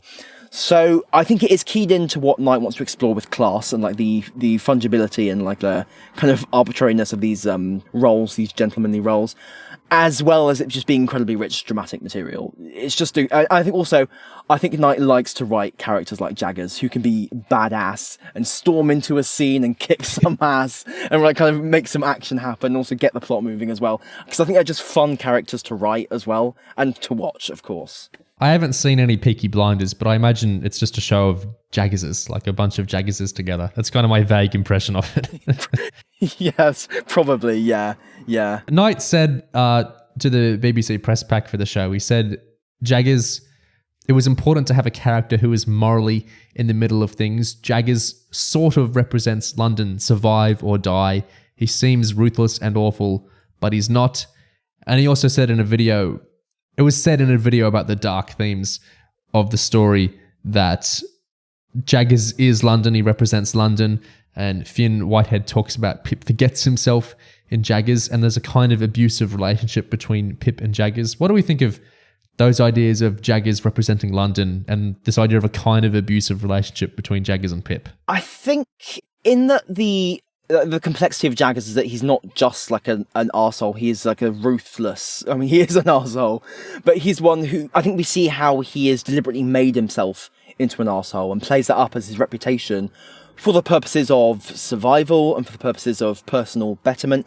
In a way, he's done, I mean, he compares himself to Pip at one point, doesn't he? Like, he's done what Pip wanted to do. Yeah. He's risen from, like, the bottom to become this figure of absolute power and command. But he's done it by compromising anything that could be called, like, morals, really. And by treating other people like commodities, like objects. And that's what he wants to teach Pip to do in some ways. And he views it almost like a kind of kindness to Pip, because he wants to feel like he's teaching Pip to survive in some ways. But like the inevitability of that is that it means being cruel to Pip in various ways as well. You know, and obviously, you know, teaching Pip to be cruel to others. I mean, it's like you said, hurt people, right? He's hurting Pip so that Pip learns to hurt others, so that Pip can, you know, I guess, help himself survive in this horrible environment. So I guess in terms of representing London, he's not just representing the evil of it, but he's representing the ruthless way, the way in which the exploitativeness of London makes people ruthless and makes people, like, dangerous and damaging.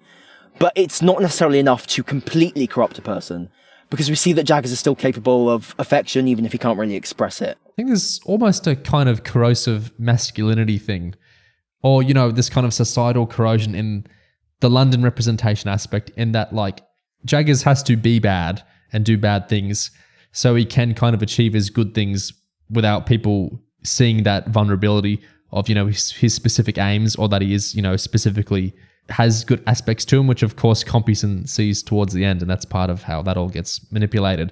So I think it's, you know, the kind of idea of, oh, I might feel this way and I might care about these people, but I'm going to put up a shield around it, you know, and then I have to act bad and do bad things, or, you know, act in a certain macho way. The book does more of kind of the male society stuff, but I think there's that kind of aspect to it in representing yourself.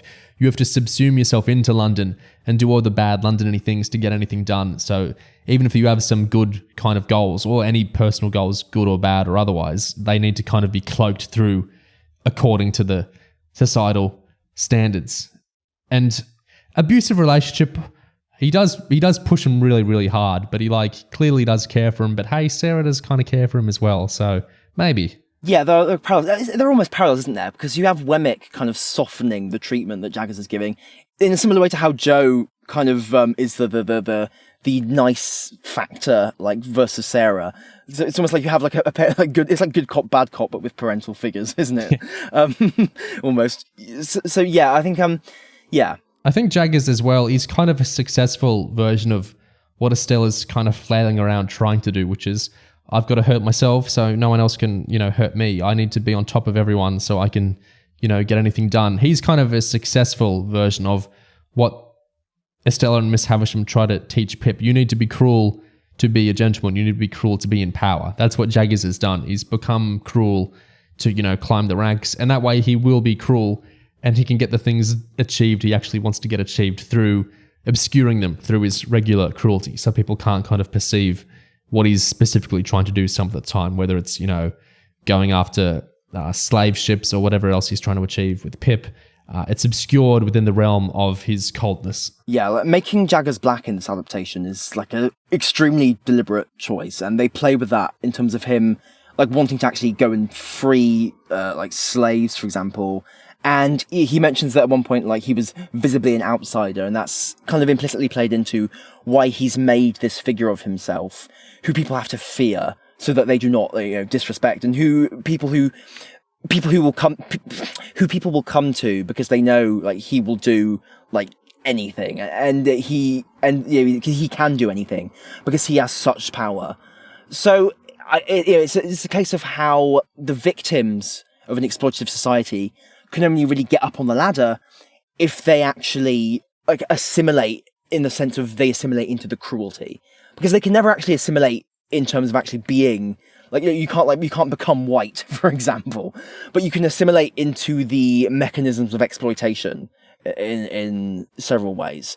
And Jaggers is like the perfect example of that. So yeah, and like you say, he can only do those secret, subtle things that he wants to do that are like maybe good things, like stopping, like, you know, fighting the slave trade, through like the prism of like basically doing it in secret while he's busy at being like the worst, most evil guy ever to everyone else. Yeah, in the books, there's this thing where Jaggers has this kind of Macbeth moment every day where he has this big show of washing his hands. You know, he washes his hands all throughout the day. We see that in all adaptations, but he has a big show at the end of the day of like cleansing himself, you know, cleansing the proverbial blood off his hands, and then going, you know, the day's over, I've done the evil for the day. So we kind of magnify that out in an interesting way here, the kind of bifurcation of the bad things he does and the kind of, you know, in the book maybe it's suggested this is just the job, but in the show it's like there is a specific set of goals, you know, he perhaps has to achieve that are kind of separate from his regular cruelty, and that's, you know, kind of the why he obscures in that way. I thought that was interesting. With the casting, that I was completely taking the show as, you know, a regular show, as you would take a Shakespeare play or whatever. It's that, you know, they cast whoever they're going to cast. You know, they'll cast whatever actor suits the role. So I was taken aback when, you know, the pirate calls him a black devil in that episode, and you realize these characters' ethnicities are actually part of the narrative in a way that kind of Knight has devised his version of his take on the London of the time. I thought that was really interesting, because I think usually that sort of stuff is either embedded in a way where it's just, you know, it's just like a Shakespeare play, we're going to cast whoever we're going to cast, or it's embedded in a more overtly alternate universe way, like I think Bridgerton does. I haven't seen it, but that's my dim understanding of what it's doing. So I thought that was kind of interesting, that it's kind of keeping to like Knight's quasi-realism of the time, but it is kind of actually making Jaggers' ethnicity part of the narrative world in that way. That was an interesting take. I think there's a bit of both. I think with Jaggers, Estella and Molly, the racial element is very explicit and played up and overt and deliberate. You know, they mentioned that Molly's from America, she escaped her chains, and she was a slave, right? Whereas I think with some of the other characters, like I think maybe with Herbert and Wemmick, for example, I think their race is not like brought up in particular, but I think it is more used maybe a signifier of them being part of the... Would subaltern be the right word? I think in the sense that they are almost like the underdogs of like this society as well. I think Wemmick being paired up with Jaggers, I think, and them both being like persons of colour, I think is sort of important in the sense that like they are survivors. They're like sort of they are, you know, operating this existence that they aren't quite assimilated into the whole London world. They are kind of off, like Wemmick's off in his own little fortress that he owns. Like he has his whole self-sufficient life. Jaggers has his whole business where he's like the big evil guy, and Herbert's just like, you know, poor Herbert. he's Herbert. So I think in some ways it's sort of playing with the idea that, you know, whiteness is not necessarily this completely all-consuming thing in this depiction of London. Obviously, there is the whole idea that everyone in a period drama has to be white. You know, is extremely suspect in its own ways, because whiteness itself has never been this incredibly consistent thing. But also, I think in this adaptation, I think there are both elements of playing with race deliberately and playing with race in a way that's just sort of subtly more signposting the kind of thing that they're doing with the show overall. And obviously, you know, Knight as like a white creator, he's not going to have some like huge, you know, thesis statement to offer on these things. It's going to be more subtle and implicit. He's not going to be super over the top about it, but it is there, and I think it is something interesting to be looking at and worth doing. It's not something to like screech at and dismiss out of hand, as I think a lot of people will be inclined to do. Yeah, I think it also kind of ties back into these weird conceptions of setting we get, where it's like how earlier I was talking about this kind of calcified ether version of, you know, Havisham, or Scrooge is actually the much better example, is kind of swirled around, and this is what we understand Scrooge to be now is, we've kind of taken the Muppets version and taken a Jim Carrey version or whatever, and that's kind of tied together into a version of Scrooge in our heads, which, I mean, they're all fake because there's no real Scrooge, but they're not quite the original Scrooge, are they? They're not the source text Scrooge, who is quite different in some ways to how Scrooge is conceived of in these adaptations. I think this might sound like a very twisty kind of comparison. I think there's a similar thing to casting where people have kind of created this vision, I think largely based on copies or simulations or adaptations, not on history, but based on other, later texts, secondary texts that things used to be like this because the BBC period dramas, used to show it that way that I grew up on, or, things. I'm not suggesting, there were actually, things. I'm not suggesting the history is the way that Bridgerton's, doing it or whatever, but people get very attached to the versions of history they know, not from study of history, but from passive consumption of, BBC dramas from when they were young, or, whatever secondary sort of texts, usually fictional texts they've absorbed.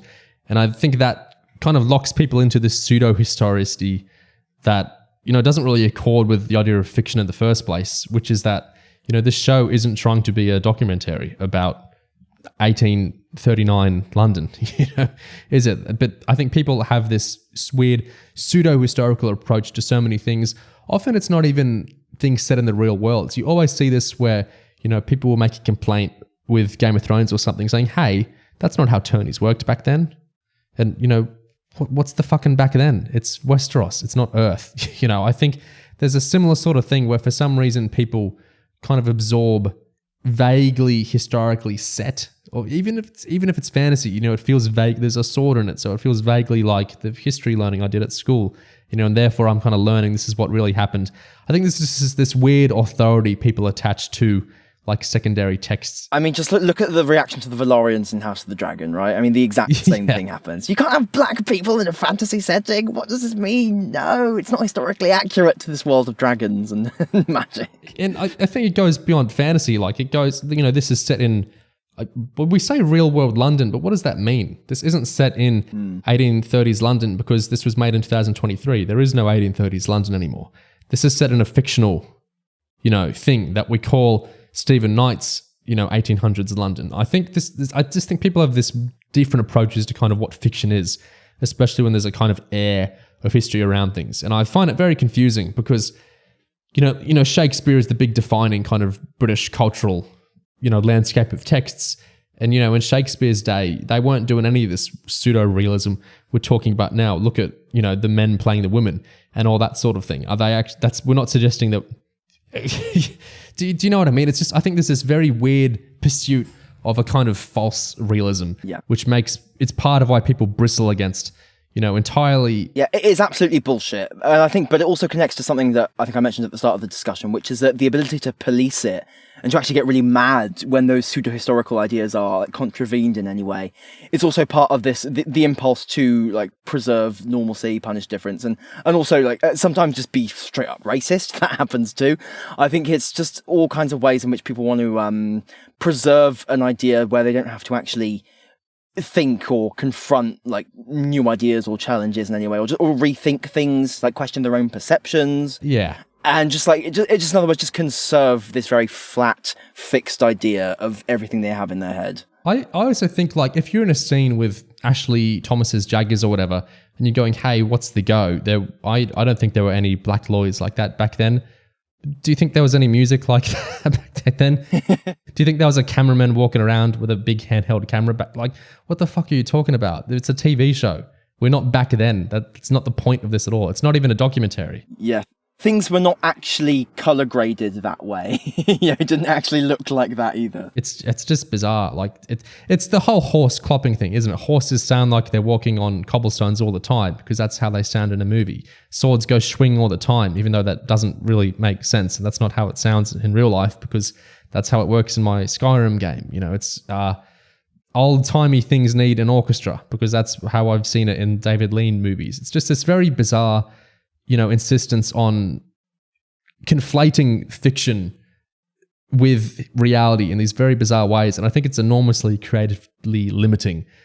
So I think it's great to experiment, whether it's not even experimenting, is it? It's great to use whatever you can, cast whoever you can, use whatever formalistic approaches you can, on the technical sides as well, because we're making a TV show, Yeah, I also think people's tendency to get incredibly litigious about what is done in fictional worlds is also kind of a way of externalizing their own lack of control over the real world. I think to a big degree. I think people get so fussy about, oh my god, you can't depict this fictional thing this way because there is just so. I mean, it's easier to just whine about that than to actually try and make any sort of change in reality. That's just a soapbox, though. It's not really relevant to the discussion. Yeah, that is interesting stuff, though. Well, we've swirled around the endings. I want to talk about the endings a little bit more, because there's 3 endings, really. There's 2 in the book, and there's a third one Stephen Knight forged in the show. So, in the book, the original ending wasn't what was first published. The original ending is what Dickens first put down to paper. So it's what he wrote first, and then he had it printed, and then he went and stayed with one of his mates, who was a popular novelist in their own right, not anymore, Edward Bulwer-Lytton, who he respected a lot. And he showed Edward the last chapters of Great Expectations. And so he read out the ending, Edward read the ending of the book. What happens there is that Drummle, who Estella did marry in the book, died because his horse kicked him in the head, and Estella remarried a doctor. Pip did end up going to Cairo and, working over there with Herbert. Then he comes back to England 2 years later for some reason. So he's walking around London when someone comes running after him and says, "Hey, there's a lady in a carriage here who wants to speak to you." And so Pip goes over to the carriage, and of course he looks upon Estella, and they look at each other. And what happens is, I have it in front of me. "I am greatly changed, I know, but I thought you would like to shake hands with Estella too, Pip. Lift up that pretty child and let me kiss it." She supposed the child, I think, to be my child. So what's happening there is, this is actually going to blow your mind. Pip is walking around with a kid. It's not his kid. The kid's name is Pip. This kid is the son of Joe and Biddy. Because in the book, Sarah dies and Joe and Biddy end up getting married. Ah, right. And they named the kid after Pip. So that's interesting. Pip Jr., kind of a surreal experience. So Estella thinks this little Pip is Pip's Pip. And so wants to, have a look. And so Pip then thinks, "I was very glad afterwards to have had the interview, for in her face and in her voice and in her touch, she gave me the assurance that suffering had been stronger than Miss Havisham's teaching and had given her a heart to understand what my heart used to be." And so he's just kind of thinking, she had a really shit life with Drummle, but that's over now, and she understands, now it's a bit of a weird ending in that way. She understands what I went through, I guess, because, she's gone through a lot of romantic crap herself, and, we've kind of come out the other side. I'm working. He's not really a gentleman anymore. He's, he still lost a lot of money because he got possessed by the state in this version. Long story. But he, he's working hard on trade, and, she's remarried, and they don't get together, and, they kind of have a nice moment of grace together, and then the book ends. That was the original ending. What do you think of that one? I think it's the kind of really good ending to a book where it's satisfying, even though it's not necessarily the most cathartic, like explosive ending. It's the kind that leaves you thinking about the lives and the journeys that the characters have gone on, even if they do not ultimately, tie the knot in the end. Yeah.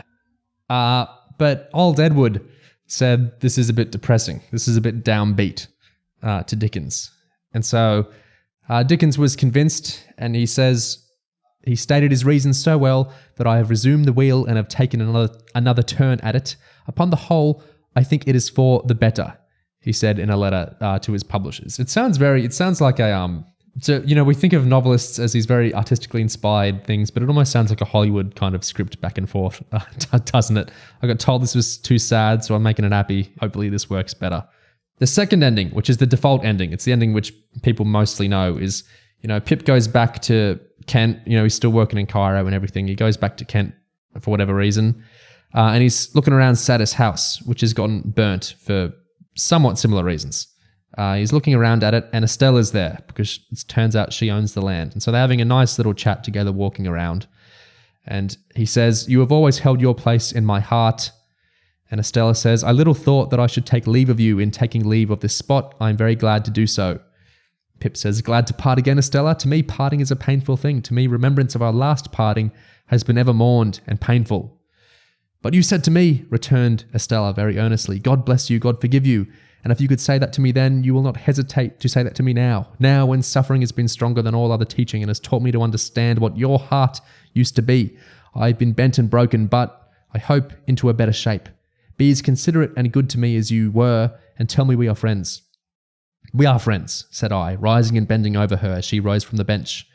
And we'll continue friends again, and we'll continue friends apart, said Estella. So there it sounds like it's a sappier and soppier than the first ending, but it sounds kind of like it's doing the same thing, right? It's nice we've had a moment of grace, but now I understand how you feel, because I also went through romantic hardships, and now we're going to be friends apart. But there's another paragraph, which is how the book ends, which is, I took her hand in mine, and we went out of the ruined place. And as the morning mists had risen long ago when I first left the forge, so the evening mists were rising now. And in all the broad expanse of tranquil light they showed to me, I saw the shadow of no parting from her. So it's still kind of ambiguous. Some people read that in a way where they don't think they get together, but most people read shadow of no parting from her as they're not going to part. They're going to, be together. Yeah, I think that's kind of what's suggested there, yeah. Which I don't like. Yeah, I think, well, besides just the fact that giving Estella all that dialogue to say that what was implied before, like, oh, I finally understand you now, Pip, haha, I am saying all of these words that were narration previously. It's like, but also just like, it's just, you don't need to tie everything up like that. I think it's so much more satisfying to have them understand each other and be friends and not necessarily need to also be romantically involved. I think it feels reductive, doesn't it? I do actually love there are two endings though, because how many major novels are there where there are two competing endings with validity to both of them? It's not like the first one was a draft. He was happy with that as the finished ending.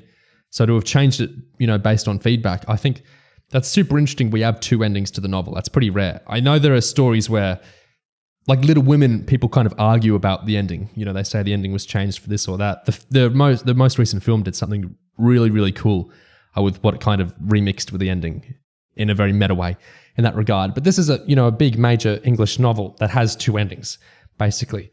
But Knight doesn't use either of them. He makes his own ending. How would we describe Knight's ending exactly? Sort of action-packed climax, and then ultimately, you get a much more emotionally fraught final confrontation between Pip and Estella. And then you get the time skip, and then you have a year later, Pip has finally settled down with Biddy, and they're having this very lovely marriage. Everyone's dancing, everyone's happy. Before, we saw that when Pip left Estella behind, he suggested to her that, she needs a fellow exile from the human race, someone who's her equal.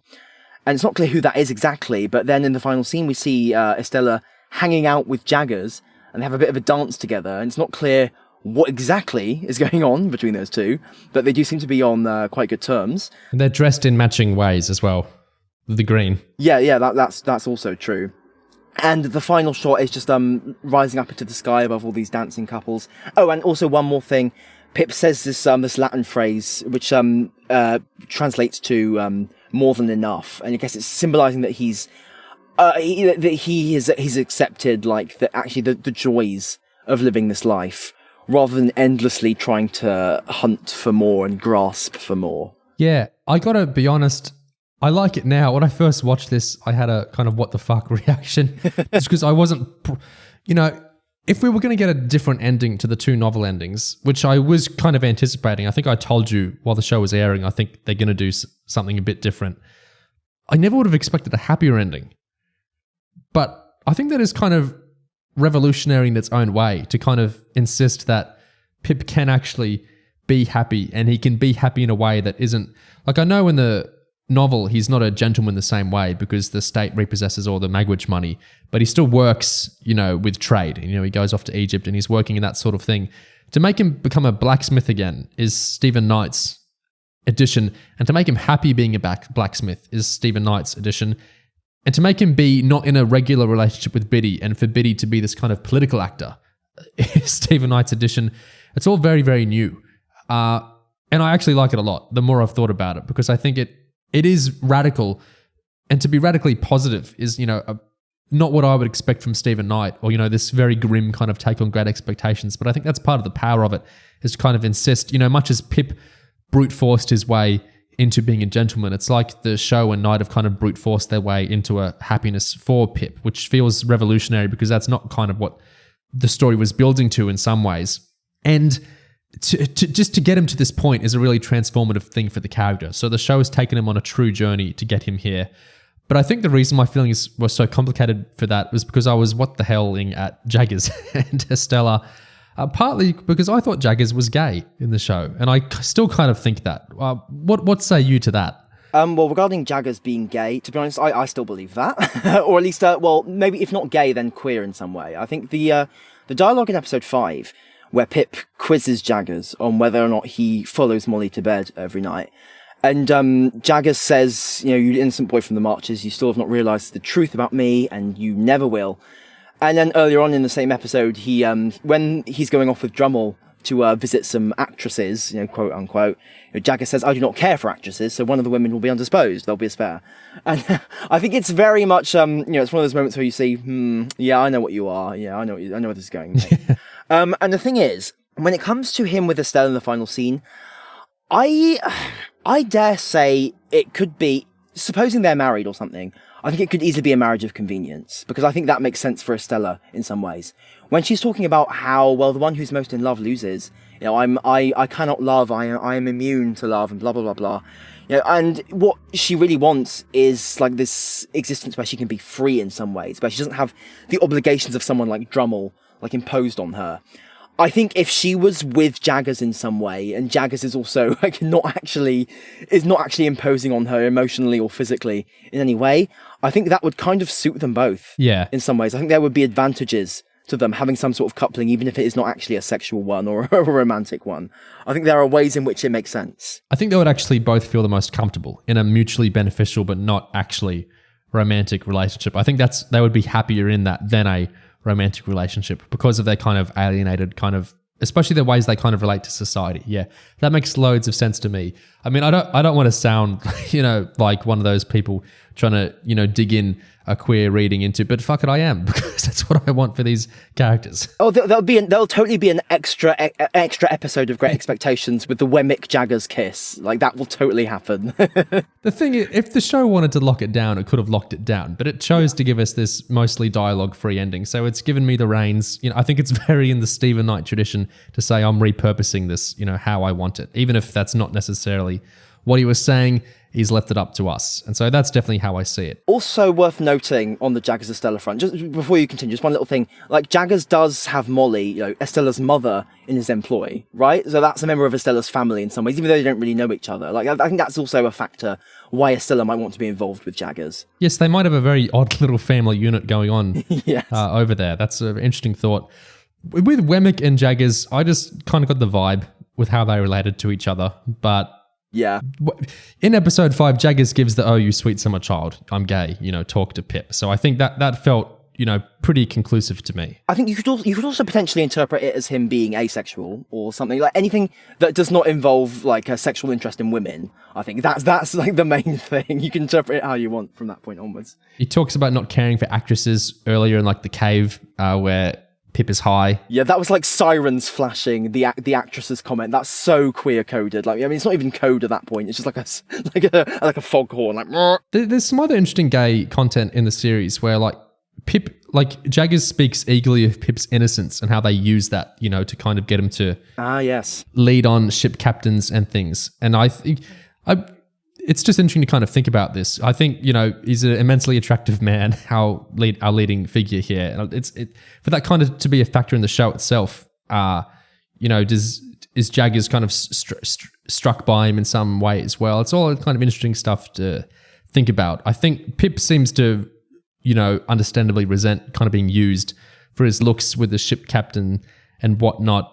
There's just a lot of interesting stuff going on there, I think. Yeah, it's very something that you would expect a lot with period dramas focusing on cruelty and exploitation and inequality and evils and all that stuff. Is you expect to see a lot of sexual exploitation of women, but maybe not so much of men, unless it was like a really, really edgy show. So like when you have, I think, a show like this that actually plays up Pip's twinkiness, really, in fact that he looks so cute and adorable and innocent and squeezable. And you get this really, I kind of love the scene where he starts talking in his usual nerdy way about the ships and the lengths and everything. But Jaggers slowly kind of like urges him to divulge about what really happened when he went to visit the ship. And the scene starts to unfold these horrible tendrils, I think, towards the viewer. It's incredibly absorbing. Pip has this monologue where he just reluctantly starts to open up about what happened on the ship. And the fact that actually this captain was tried to assault him, basically. I think there's something really engrossing about it because it's the true, I guess, the horror kind of, and the really personal kind of horror, the real vulnerability of Pip and the way in which he has been just made, sold like a piece of meat almost.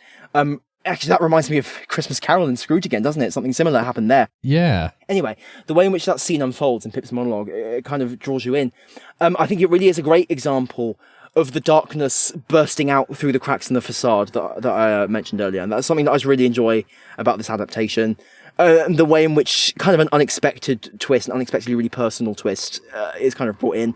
It doesn't feel like titillation really, or like exploitativeness. It feels like it's something that's just sincerely sort of tragic and dark, but also morbidly fascinating. Yeah.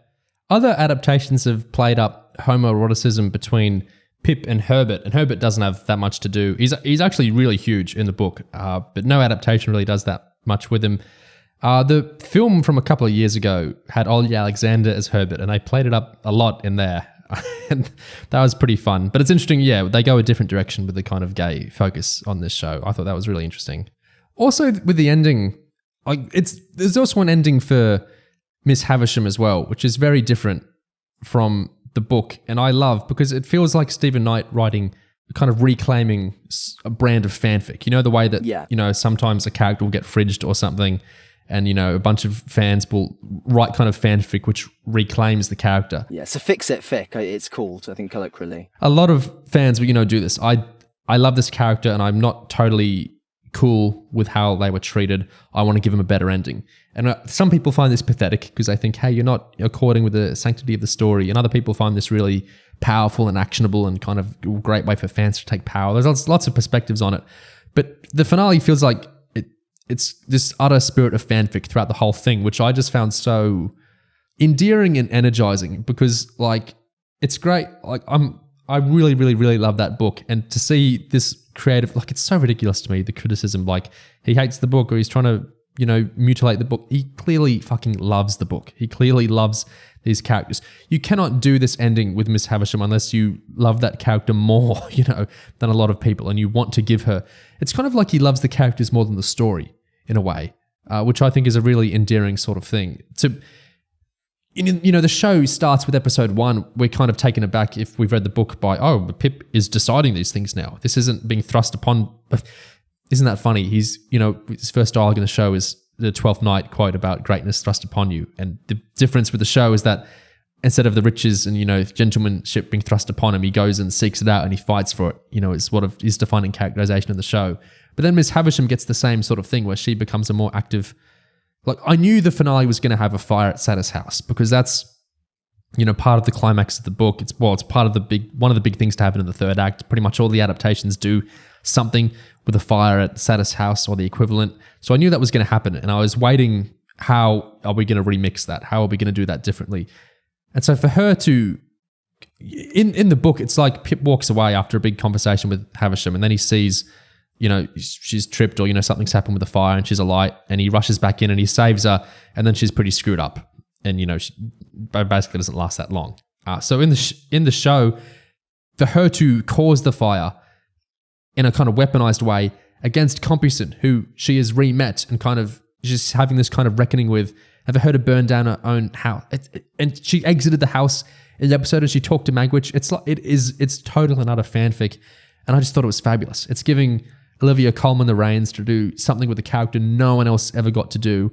And it's giving the character this kind of, the book is always there, the sacred texts are untouched, but it's amazing to give the character this kind of juice and justice and agency and power and an ending that she's never, gotten before.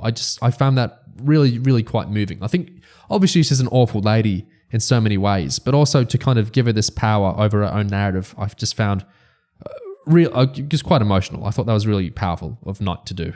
Yeah, it's like she's been reincarnated and given a second chance, almost, to have like a better ending and to resolve some of the things that weren't resolved in her life. It's almost like a rebuild of Great Expectations, isn't it? Actually, it does remind me of the third of those films, actually, the way, not to get too weeaboo or a second, but I think what Anna was doing with like Misato and Ritsuko, like in that film, like heading their own organisation, it's that kind of thing, giving a character who really got the short end of the shrift in the original story an opportunity to really take control and actually have their own arc and be, and resolve some of the things going on. Because the thing is, Olivia Colman as this character, she is really magnificent, and she always is. But like scenes like, I think in episode 2, when she gets Pip to kiss her on the cheek, and she just has, you really see, even though everything she's doing is so cruel, just the longing, I think, and just the way in which she's almost like a child, like just desperate for companionship in some ways, even though she conceals that and like keeps that like choked down. Just the way that she has this need, like there's just these little scraps of like companionship that like she is willing to allow herself to like want now and then, like with these children that she's surrounded herself with. I think it's so tragic and so beautiful. It feels so rich. And the scene where she gets really mad at Estella in, I think, episode 3, where she really has that whole speech to Estella about how I'm doing all of this for you, so you don't have to be selling yourself, that you don't have to be selling your body, living a life of utter disgrace. You will sell yourself one time. That's just the world we live in. And the way in which, even though, again, it is still horrible, but there is the element of actual wanting to do what's best for Estella, wanting Estella to survive, almost in the way that Mr. Jaggers wants Pip to survive. That sincere concern is in there. So when you have a portrayal of a character that is just so alive, so three-dimensional, so human, it just feels so right for them to get a proper ending, and not just like a pathetic little sad sack ending, but one where maybe it doesn't necessarily have to be like a badass ending like Miss Havisham gets here, where she puts a bullet in Compson's brain. She even gets like a quip at the end. And has a quip, yes, a quip to Pip after doing it. And that's so Peaky Blinders, doing something like that. Something like that is not necessarily necessary. But just the stuff at the end where she fights back against Compson, and she seems to be at peace watching her house burn. Like she says satis enough. And I guess that's like a Latin translation, maybe, of like what satis, I guess, means. So it's like she's saying that, well, okay, enough of this bullshit that I've been clinging to my whole life. I'm going to let it burn. I'm going to let go.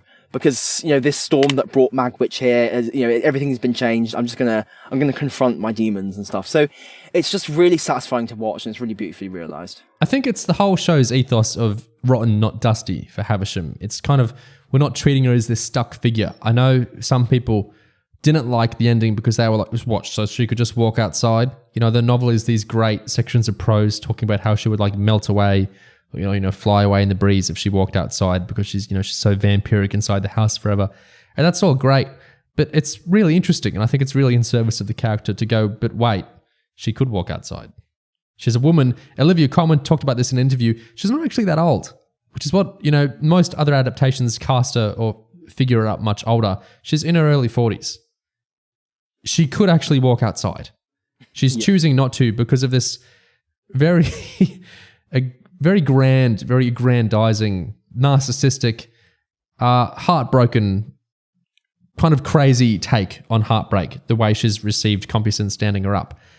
But there's nothing actually, she wouldn't actually melt if she walked outside. And so I think for the show to have this idea of Estella going, fuck off, I'm switching the power dynamic here, wake up, there is something you will want here. You would want to talk to Magwitch about what's going on. You have to change your clothes. And I think to kind of snap her out of, this is very insane what she's doing, wearing the same clothes and staying in the house all the time. I think it's really interesting storytelling to kind of remind us and remind her this is insane and you could actually stop it. Yeah. Again, it's one of those things where the character gets so like calcified in people's imaginations. Like she's the woman in the wedding dress, that to openly have Estella rip the wedding dress and say, you will change to a different dress right now. And Miss Havisham comes out in this lovely blue dress instead. That's just a perfect example of breaking that character out of the expectations everyone has for them. I think the reason the fanficky kind of stuff like that, I think really works for the story is that it doesn't just feel like wish fulfillment for Knight. Obviously there is that in there, but it's also done in a way it really services the themes of the overall story. Like the whole thing with the fire actually, Havisham doing it on purpose to attack Compeyson with, then that keys into the whole, what will you sacrifice for wealth? What will you take for wealth? When Compeyson and Pip have the standoff, I will give you the coins, if you pass. It gives you a very intense staging. Compeyson and Magwitch's final fight is in water in the book, and it's in fire in the show. I think it doesn't just feel like clumsily Knight just throwing out, what if this happened? He's doing it in a way that maybe it's in Knight's dreamy, unplanned kind of style of writing where it's just, what comes to him in his brain. But it's clearly, even if it's in his collective subconscious, it's been worked through in some way. And that it does actually factor in thematically with the story, what he's doing. Yeah, tying it all together like that. If you've got a big fire, you've got a big dramatic standoff, like you've got a TV series, tying them together in that way, it just makes sense, right? It's just a good way to loop all of this iconography and imagery and plot threads together in a way that works as a climax to a season of television. So, he's working through that in a way that is like clear and confident and makes complete sense. Yeah. If Amelia Havisham just like shot Compeyson in like the room, I would find that a little bit weird. Yeah. Like I might go, yay, she got him because he's a bad guy. But that's not what happens in the show. We do this whole thing with the fire and then we hook it back into Pip's story and we hook it back into Magwitch, and it kind of works in terms of all the arcs and everything. That's why it feels like fanfic to me, but it feels like good fanfic. It feels like fanfic that actually works for the story. Yeah, I think because first you have that moment where she seems to have the upper hand on Compeyson, and then she actually doesn't because the gun that she's nicked off him isn't loaded. So Compeyson seems to have the upper hand again, and Havisham's back in that position. But then she's able to actually do something else. She sets the house on fire. Like, hey, this is her counterattack. And then when she comes back, it's actually she's saving Pip, right? Because Compeyson's about to like attack Pip. So she's actually doing something. She's not just killing him for revenge in that case. She's also helping Pip out by killing Compeyson there. And, she gets to quip about it to Pip in the end. So I think it is all, it's plotted out in a way that feels emotionally satisfying for the most part. Knight said to the Radio Times, talking about the ending, the article goes, Knight has previously admitted that fans of the novel should expect his version not only to chart a different course, but also to reach a different ending. In our chat, he says this is because the way he works means, quote, the end will invent itself eventually. It will become not inevitable, but almost like the characters will choose what's going to happen. And the important thing to remember as well is that it has to be visual. Something has to be going on. People are accustomed to that. And then Knight says that as the novel uses Pip's first-hand perspective, Dickens was able to, quote, write something in his head that is monumental, that has a massive effect. Whereas to have the same effect on screen, you've got to set fire to a building. You've got to make it big. You've got to see it. So that's where I think the impressionistic version of it is sort of the only way to go if you're taking it onto a screen. So yeah, it's like what you said about bringing them together in the house. Yeah. Yeah, that informs like the whole ending, I think. The whole final sequence, the whole climax, getting the last big action scene, house on fire, people getting shot, all kinds of stuff happening. I think just like as a big conclusion to the show, like it makes sense for the structure. Something else I think is quite significant in terms of where the story finally goes is that whole subplot with Jaggers that we talked about as occupying, like being totally original, but occupying a big part of the middle part of the show. It kind of ends almost like a Shaggy Dog story. There's a storm that happens and all of Pip's investment goes down the toilet. That feels very contemporary because we're living in an era where lots of people do speculation and gambling on financial interests and losing all their money that they've invested to the whims of fate. That's happening quite a lot recently. So it's fun to have that, but also it's almost like the fact that the storm that happens and ruins Pip's plans there. It's almost on a meta sense. It is also the storm that brings Magwitch to Miss Havisham, and it's like the storm that literally disrupts and derails the narrative from any sort of preordained path that it might have been on, and allows a totally new conclusion to happen. It's almost convenient in a way the storm happened, but it's also a reflection of the fact that all of these high, lofty ideals that Pip has of being a gentleman, doing all this financial gambling, it can actually just be ruined like that. Like it's not as confident or solid as it seems to be. The storm is very thick. It's the storm is like an English teacher's dream in like how representational and symbolic and how much narrative like utility it has. Yeah, it's very centralized in that way. Yes, a tree literally crashes into the house, as a metaphor for, the outside inviting itself in. Yeah. Something else with the ending I find really interesting. Of course, the show starts with something not in the book, which is Pip trying to kill himself. And that is I know Knight would probably say this isn't about shock, this is about, whatever. But it does feel to me like a declaration of, to be charitable, let's say it's not a declaration of this ain't your grandma's great expectations. It's a declaration of this character is going to fall really, really low. I guess literally really low, but also this character is going to get to a very sorry state. What I like about that is it frames everything a bit differently, because from there on we have the dramatic irony of knowing all this gentleman stuff, him getting all the money, him, rising up from rat to snake and everything. This is going to end really badly because he's going to try and kill himself at some point. And of course, when he gets the Compeyson scar in episode 4, we know, we're getting close to the suicide attempt because he's got the scar at the start of episode 1. So that's kind of hanging over the whole show. And I think that kind of reframes some of the gentleman story because it's telling us this will not end well. He's going to try and kill himself at some point. That's how bad it's going to go. And then there's this dialogue in episode 6, which also kind of feels like a rebuke to the gentleman's story. And also, I don't think Knight is trying to do like an expectation, playing around with thing here necessarily. I don't think he's trying to rebuke the book or most adaptations of it or anything. But I think he's kind of doing that anyway. Not like as a purposeful thing, but just by kind of where his interests lie. In the book, it's an absolutely huge, huge, huge moment when Magwitch comes to London. And he says, yo, Pip, I gave you the money. That was all me. And then he's got quite weird his motivations for it in the book are quite weird and very psychological.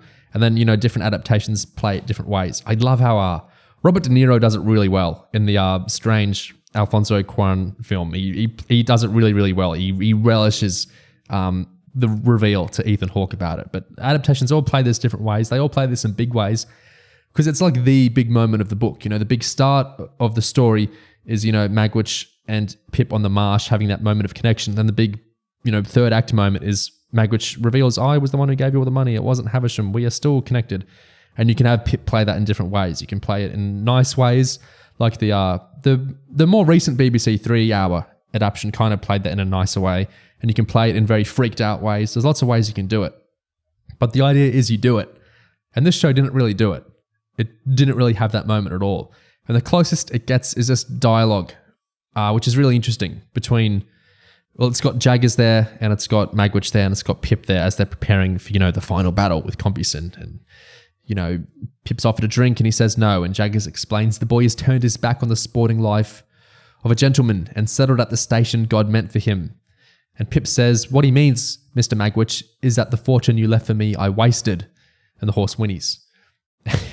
He says, Mr. Jaggers has told me your story. He was very gentle with your reputation.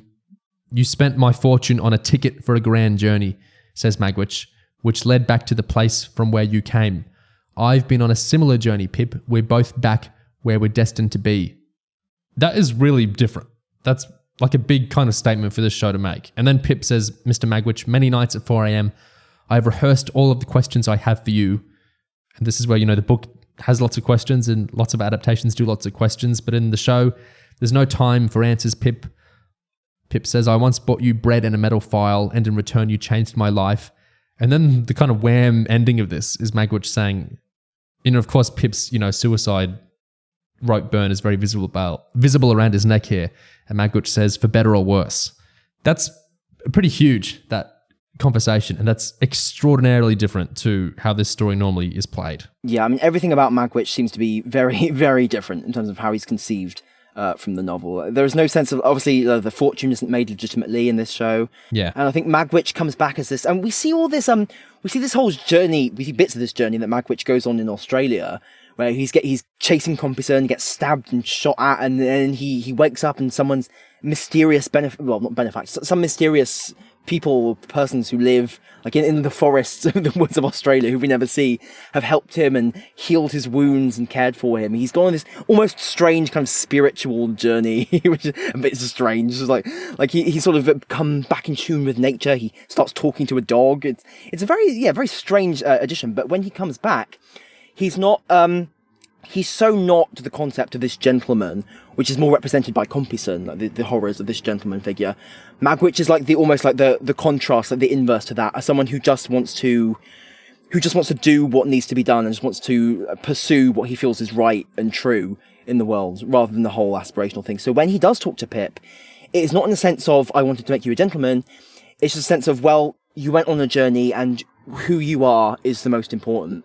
And like what you are, what you've become, like your own spiritual place in this world is like the more important thing than your social position. And that's what Magwitch seems to represent more, like in this version of the story. Oh, it's also worth bringing up, in the book, Pip works out all the parentage stuff with Molly and everyone. He calculates that himself, and, he reveals that to others. In the show, of course, Knight, he loves giving women characters names. And so he, of course, has Estella herself and Magwitch kind of have the exchange there instead of Pip working everything out, behind the scenes. And so that's very him. That's a very Knight way to tell the story. Yeah, it seems quite important to have the reveal regarding Estella be between Magwitch and Estella, I think, rather than having Pip be at the centre of everything. I think I think it makes more emotional sense that way. It does feel weird when Pip finding it all out is done off screen. Like, where Mick just tells him, like, over a chat, and we don't see any of it, and we just see Pip's reaction a bit later, like, dude, you just told me this and this and this. How can I be well? Yeah. So that's so de-emphasised, whereas Estella and Magwitch's confrontation is super emphasised, because we see Estella about to kill herself, like, similarly to how Pip tries to kill himself later on. And but like Magwitch comes in and interrupts her and saves her. And we get this real sort of conversation between them where he tries to reckon with what's become of Estella. And Estella like talks to Magwitch about what Miss Havisham has made of her and how all these plans have kind of gone wrong. But like it is the step on the road to I guess emotional catharsis between them. And that's really interesting and really satisfying when that happens. Yeah. It's like an interesting deflation for kind of all these characters kind of say, what have we learned from this? Or what have we earned from this? What has come of this? That money I made to be put to that end, that is what it is. I've been kind of on a absurd journey myself. I think it's really interesting to kind of puncture these. And I think it's because I'm coming back to this idea, Knight loves the characters more than the plot. I think in a lot of ways. And that's what's really interesting about all this. It's just, yeah. I think certainly when it comes to Magwitch, the element of him as having this eternal feud with Compeyson was the aspect that appealed to Knight like, the most. Like rather than stuff about him doing the big reveal to Pip about why I wanted to make you a gentleman and blah, blah, blah, blah. Like, that's all super de-emphasized. And the version of Magwitch we get is almost like, it's the stuff, the Magwitch we get in the scene on the marshes is extended and expanded into like the rest of Magwitch in the show, I guess. It's like that's taken as like the core from which the rest of this interpretation of Magwitch is drawn. He feels like that character, that almost that thug with kind of a spark of goodness in him that we meet on the marshes. That's what continues all the way through the rest of the show. Does that make sense? Yeah. I love that dialogue he has. And we talked about it a bit earlier with Miss Havisham, where, she's asking why was I stood up exactly. And we're not quite as specific in the show as to why that happened, but I really, really like the show's answer where Magwitch says, because Compeyson was born a gentleman and gentlemen do whatever suits them. They steal and lie and then brag and have statues built of themselves. They've built an empire on it. He didn't appear that day because something more suitable came up. I just think that it's a very thematic kind of statement there. It's not so much the specific foibles of Compeyson's psyche or specifically what plots he was up to or what he was doing. It's this kind of broader statement about entitlement between, this gentleman class and, they will do what pleases them and they don't have the empathy for anyone else and they just use and exploit other people like Havisham and Estella try to teach Pip. And the statues line feels, quite big in itself. That's a really, really good dialogue. Yeah, it's not a case of Compeyson being a bad apple. It is a case of it's drawing it back to societal critique and the view on imperialism as well. It reminds me of Peter Harness in some ways and how he always does stuff like this, like in War of the Worlds. Like get the shot at Empire in there, which I think is almost, at this point, if you're doing period drama set in this period and the time of the British Empire, and you can't really avoid it, you'll just look stupid if you try to avoid like critique of Empire or like a look at just like this what Empire actually means for these people, because it's super important. So it's nice to have adaptations that really just go all in and just say, we're making this a thematic thing. And we're extending, I think Knight quite savvily extending the concept of the gentleman figure to the exploitation that ravages the globe. It makes sense, and it's true. It's authentic. This is part of why I don't think the show could have ended with a book ending where Pip does go off to work in Cairo. I just don't think that would kind of sync up with kind of the way the show had been interpreting, things to do with trade. Yeah, I think it's almost like in having it be like a TV series that kind of accelerates all the climaxes and the big confrontations with destiny and fate and competence and everything. By bringing that all together, it's almost like, well, Pip will obviously have learned his lesson by this point. The idea that he wouldn't be, in a show shaped like this, you wouldn't have it be dragged out with Pip still trying to go to Cairo and stuff and still nursing those ideas. He will have completed his arc by the end of the show by having all these intense kind of confrontations with everything that's happened to him. Yeah. Do we want to talk about the reception to the show a bit now? Yeah, I think we can talk about that. So, wasn't great. There were headlines like, Great Expectations has violated Dickens. Or, the BBC's new Great Expectations is so bad, it should be illegal. Stephen Knight's crass, sexed-up version of the novel strips it of all its humour and tenderness. Does he think he's better than Dickens? And then there's just so many comments everywhere, which are take your pick of, what they're going to complain about specifically. Of course, a lot of it's to do with BDSM, but there's some weird ones too. Like I saw a bunch of complaints which were saying, hey, the other apprentice at the blacksmith wasn't in the show. In the book, Joe's got another apprentice and he ends up doing certain plot things, and that wasn't in the show. This show sucks. Like, who fucking cares about that character? Like, who cares about Orlick? Like, I know the last BBC show actually kind of enhanced that character in some ways, but just what? And then, I've seen comments like, don't you love it when titans, literary titans like Stephen Knight, take the time and do us the benefit of fixing, those old out-of-touch fools like Dickens or Shakespeare. We should be so grateful. Next they're going to add back in the whatever, nonsense they're going to say to Romeo and Juliet.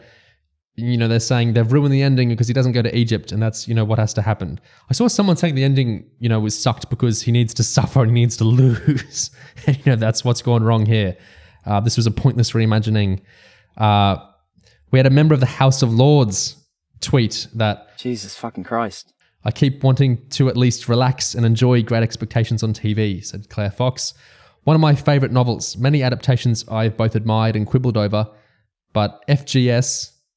all this BDSM kink vibe is making it unwatchable. And there's literally one scene of that. Like, it's fairly short. God, the whining. It's ridiculous. Yeah. People were pretty angry with this one. Why were people so mad with this show? Again, it's wanting something to whine about is one thing, but also I think it's this really obsessive need for safeness, tweeness, things feeling like fitting within the expectations. Well, is that word again? And I think just this reflexive, impulsive, reactionary horror at anyone, I guess, violating these supposed like sacrosanct like things, just things that are so fixed in culture as just things that are just there, and things that maybe they have very personal, positive experiences with. Like, sure, loads of people that loved reading the book have really positive, warm memories associated with the book, but that doesn't justify the fact that, like, the latest in a long line of adaptations dares to do something else. They just switch on the whining, because maybe it's a need to be pandered to, like this entitlement that every adaptation needs to try and evoke the exact feelings that you felt reading the book when you were however old you were, or even if you haven't read the book, it needs to evoke the exact feelings you associate with the book. It's bullshit, but I think it's just the sense of, I guess people must feel that they are so entitled to be pandered to by anything that anyone makes, and it makes, I guess that makes sense because we're seeing at the moment this, well, it's not new, I guess, just the surge of people screaming woke at anyone or anything that tries to make them think at all or learn anything. Recently, there's this landmark called the Brecon Beacons, which has recently been, I guess, officially renamed to use its English, its Welsh name, like Banoi Breconog. And, like, you've got the Daily Mail email in stitches about that. The woke renaming has infuriated millions. Just because someone wants to use a Welsh name for something Welsh. And it's like, what the fuck? I think it releases that sense of just entitlement to not have to think or ever confront different ideas, new ideas, thoughts, like changes, different interpretations of stuff. It's this anti-intellectual urge to just suck reality back into this horrible, flat little lump of shit that these scum, these fucking freaks exist within. They just really, really upset me. Oh God, I fucking hate these people beyond words, okay? That's as much as I can say. Well, I think a lot of this is, like, I'm really glad I watched a couple of adaptations beforehand, because I think it gave me a lot of understanding of some of this response, in that the David Lean 1940s movie is really good in lots of ways. At least the imagery is really fantastic. I keep saying that, don't I? The imagery is really fantastic in it. And loads of people have seen that because it's very well loved and it's, very well preserved. You can go buy a gorgeous Blu-ray of it. It's shown a lot on TV, is my understanding. I think I may have actually seen some of it on Australian TV on some channel at one point. It feels like one of those films. It's very old, and it's good, and it gets thrown around a lot. It's David Lean, he's a astonishingly good director. Of course he is. He's absolutely seminal, to the medium in so many ways.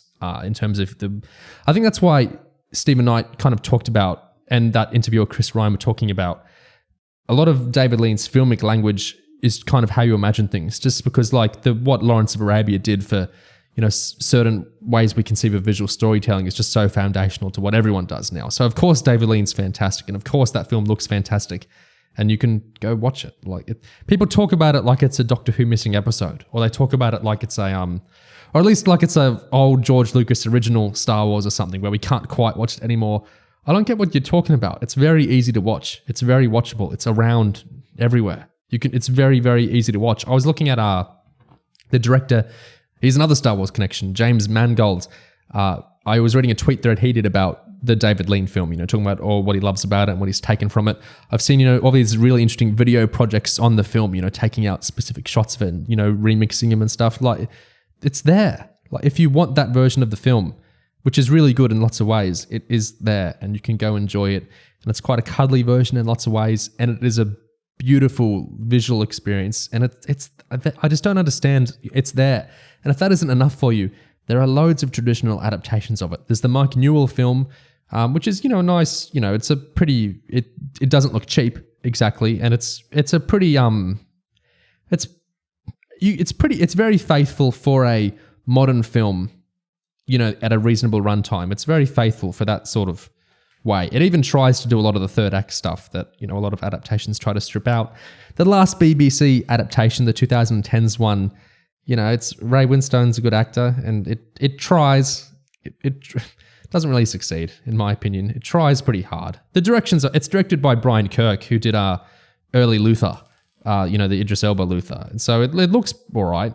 I wasn't a huge fan of the scripting. But then if you want a really, faithful version, it's pretty faithful.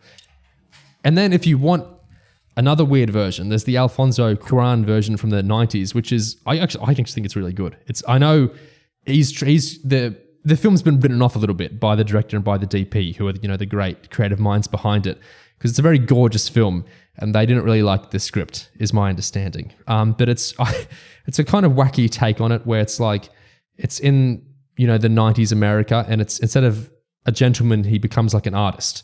And so he goes to New York to galleries with his art and whatnot. And Robert De Niro is Magwitch, and he's from Florida originally instead of Kent. And, Robert De Niro captures him in the water, and there's lobsters, and it's this crazy kind of adaptation. And there's like a really extended fingering scene with Gwyneth Paltrow, which is like really oddly intense. It's this really weird version. And it's got this very, very, very 90s soundtrack. Like that whole scene with Gwyneth Paltrow, this Chris Cornell song is like warbling in and out of like earshot. It's this really relentless experience. That film looks really beautiful. And that, if you want a wacky version of it, but basically what I'm saying is you have everything you want for Great Expectations. If you want a traditional version, you've got loads of them. If you want a wacky American version, you've got a really interesting one. Stephen Knight's version it can't subtract anything. It can't do that. All it can do is add. That's all it's done is add, which is just why it confuses me, because the book, it's not like the original ending is hard to find either. Like I just got a regular, used cheap Penguin Classics copy and it was right in there.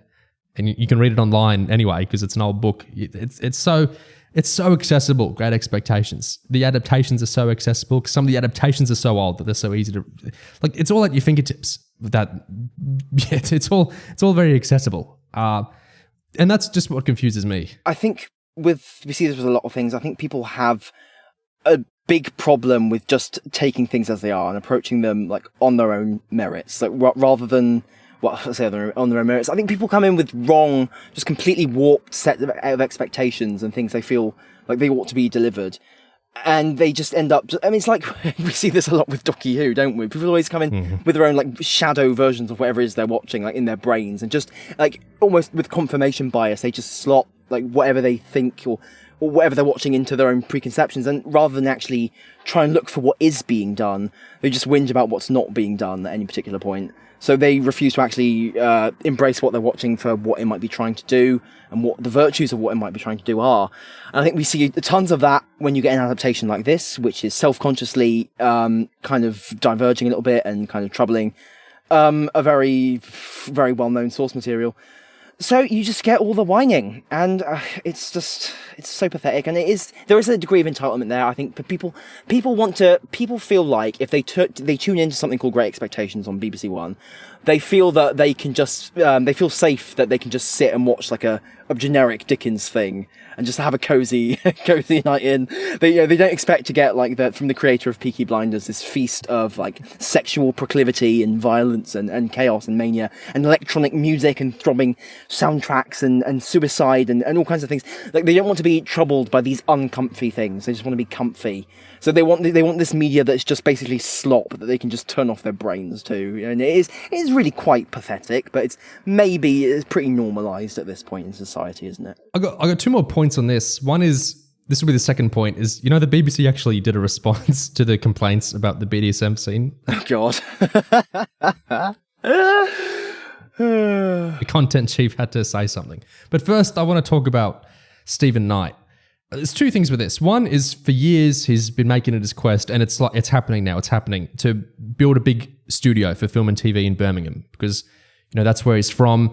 And, he says there shouldn't be a hole in the country like where production can't happen. He says it's important to him that he's very humble about it. Like he always says, it's not like I'm trying to, be the good paladin coming in and, giving people jobs. He's just trying to facilitate, but it's this big quest of his for ages to put a big production in Birmingham where then he will make his TV shows and then other people can make their shows and films. And, that'll have huge effects. That'll be loads of jobs. That'll be all sorts of creativity is going to spark off there. That's a big thing he's doing there.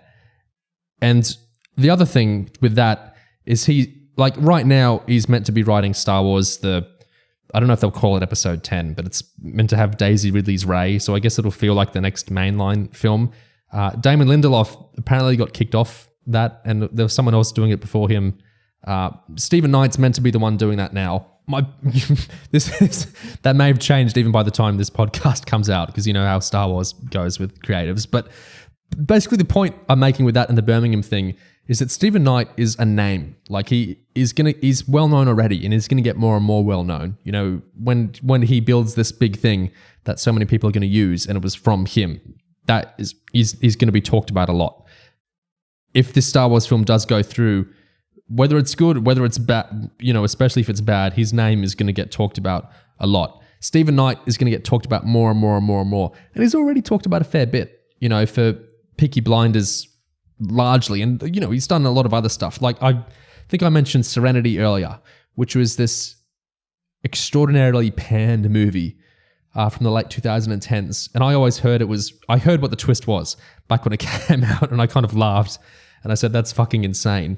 What a absolutely absurd idea for a movie. And then I watched it a few days ago and I was like, well, it is insane, but I was if you can emotionally sync up with what that movie's doing, I'm not saying it's a masterpiece, but if you can emotionally sync up with what he's trying to say with that movie, I think it's a grand experience. But my point is that his name is thrown around a lot. Lockdown as well also annoyed some people because it's a movie about well-off people during the lockdown stealing.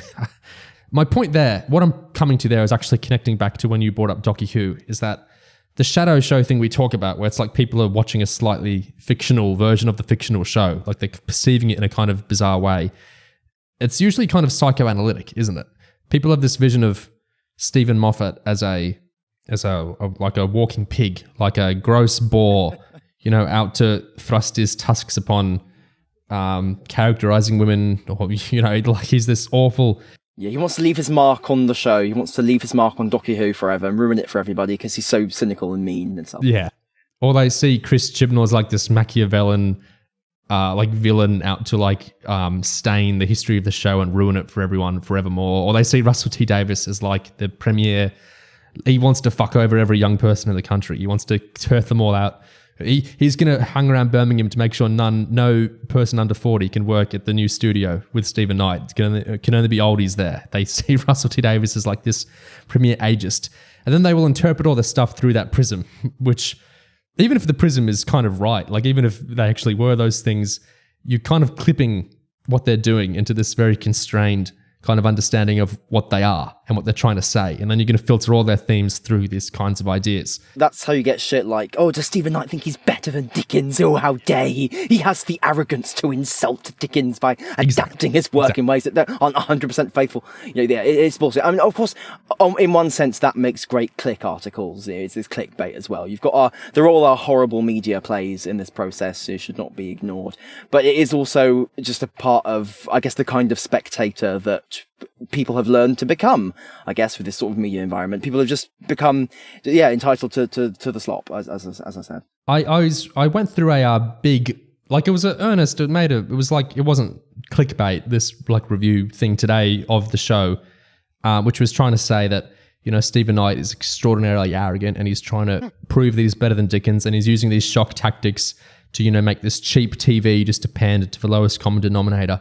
And I was like, none of this is what he was trying to do. Like, it's valid to read things any way you want to read them, but you're reading this kind of fictional version of the show because he's a pretty humble dude. And, he gets annoyed at this idea of shock tactics. Like, he insists that he's, like, subconsciously, I guess he has that in him, but he insists that's not what he's trying to do. Yeah, trying to make up motives for the writer is just fundamentally so stupid. It's got nothing to do with what's actually being... It's got nothing to do with the text that you're trying to be talking about here. You're just writing your own fanfic about someone you don't know, a complete stranger, because you can't engage with the actual work itself. It's nonsense. Yeah. So I think that drives a lot of the negative crit of him, is just thinking, how dare he think he can do better than Dickens, which makes no sense, of course, especially because he obviously adores the novel and the characters, but so it is. But to get to something more juicy, the furor over the BDSM scene was at a high enough pitch that there was a response. Don't we love these when the BBC responds to these things? God, yeah. So Knight responded and the BBC content chief responded. So Knight's response, one of his responses was, he says, what I don't want to do is say, okay, I'm going to get a Dickens and then vandalize it and then change it. Because I think at that point, as far as I'm concerned, that when Dickens was writing, he was not allowed to write about certain things.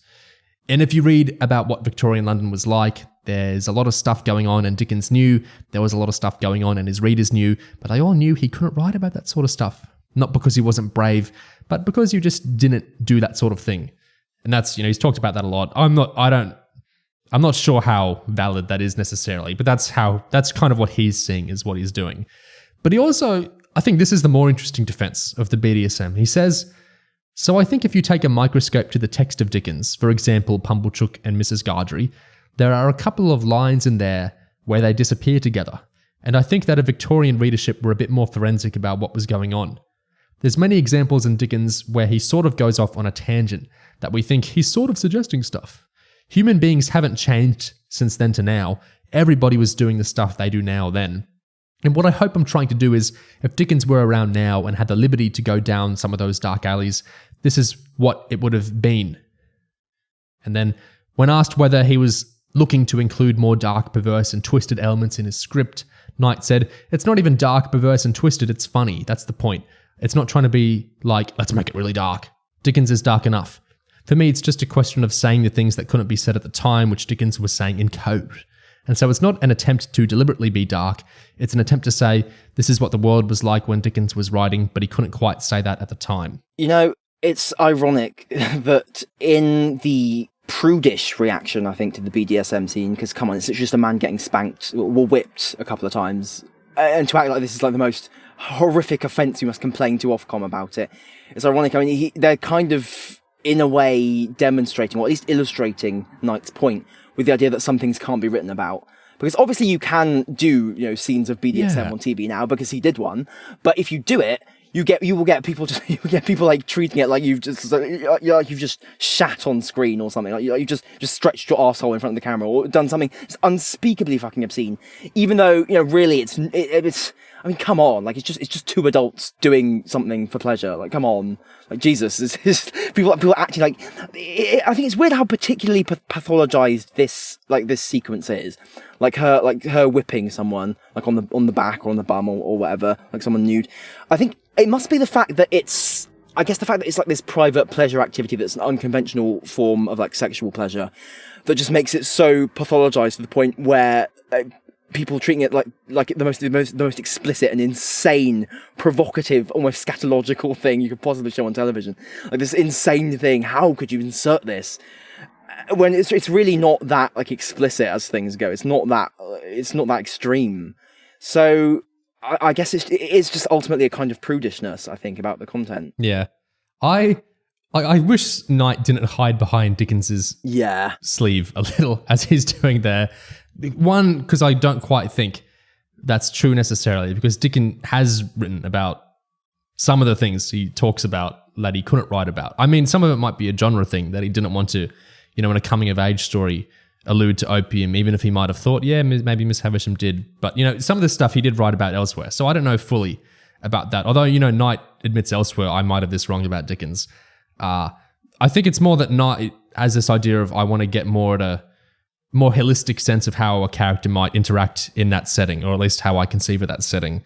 But in our modern setting, Charlotte Moore, the chief content officer at the BBC, defends the BDSM scene because they say that Knight, quote, believes absolutely everything in the show comes from what was alluded to, quote, by Dickens in the novel. And she goes on, you have to really understanding what Dickens would have felt able to write about in the Victorian era and read between the lines. This is such a weird angle to pin all the defences on, isn't it? Like, it's so strange. So when she's pressed on why the BBC is updating a classic text this way instead of commissioning new work, Charlotte Moore says, because I think it's a great way to bring loved texts to new audiences and to find new interpretations. And Charlotte added that it was important to push the boundaries of storytelling and reinvent classic novels for a modern age. I just want to say the whole thing of like, why are you doing this instead of new work? As if the BBC aren't making new work or like new period set dramas at all. I mean, it's such bullshit, isn't it? I mean, it's literally the moment that leaves someone's lips, they should immediately hear that and think, I'm talking absolute fucking rot. I am an idiot. But they aren't going to do that because you just get these pathetic little nonsensical arguments. And, and the BBC people are forced to, well, not forced to, but I think because they're naturally simpering and servile, they end up treating these false, malicious arguments like they're in good faith, like they have to be defended against properly. And thus you get all this stuff about, oh, well, we are just it's just what Dickens might have wanted, maybe. And also it's just because. And it's just such bullshit. They can't say the actual thing, which is that actually you're talking nonsense. Yeah. That was why it was so weird in the Radio 4 interview with Knight to be like, well, what's the deal with all this adaptation stuff and this IP stuff? It's Stephen Knight. He made a show that literally changed like men's fashion worldwide. He made a show that changed that truly, tangibly, significantly changed the way men cut their hair. Like he did that through Peaky Blinders. He made an original show so successful, it's like become a kind of IP unto itself now. Yeah. And he does original stuff all the time. He did that World War II show recently, the Rogue Heroes one. He's going to do more of that. He's got all these... I know he does a lot of IP stuff. Like apparently he's remaking Vertigo and, he's got Star Wars. And he's meant to be doing another Dickens adaptation in this Tom Hardy, Ridley Scott FX BBC deal. There's meant to be a third one. I'm really hoping for A Tale of Two Cities. But we'll see what we'll get. Like he does a lot of IP work, but it's because he does a lot of work in general. He's a weirdly productive writer. He writes original stuff all the time.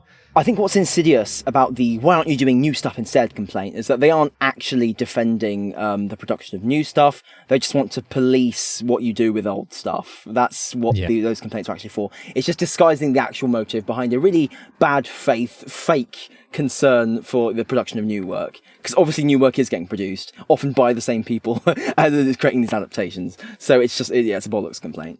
Do people actually want the BBC to stop doing like BBC things, like stop doing nature documentaries and stop doing old classics adaptations? People don't want that, do they? No, what they want, I guess what they want, or what they say they want at least, is for the old classic adaptations to be, respectable in inverted commas, in ways that perfectly fit with the, with people's concept of what, I guess, Britishness and the BBC and old stories and adaptations and stuff should be like, rather than things that can be twisty or unpredictable or dangerous or volatile or strange. Basically, they don't want to be confronted with anything at all.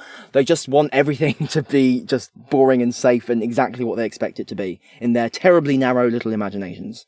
I'm not like a big, I'm not even English, but I'm not like a BBC defender, like at least in 2023 or anything. But also they do, even I'm aware they make a lot of stuff that isn't, what you think of as BBC stuff, what you think of as Attenborough and, these, Dickens and Shakespeare and all that sort of stuff. They do a lot of original things, like both on TV and even like their audio, like their fiction they do with audio and stuff. I know they're always doing new things. So it just feels like a side kind of evasive argument to me. Yeah, it's not really according with what I think maybe the complaint actually is. Or am I just making a shadow show of, am I making a shadow complaint of what they're actually saying there? I'm just wondering, this might just be, I might just be saying the obvious here. I mean, how much of the negative reception is like whinging about the race aspect and the castings and stuff? I mean, surely, obviously, I don't want to, obviously it's low-hanging fruit to just say, are there any chuds complaining about this? Because obviously there will be.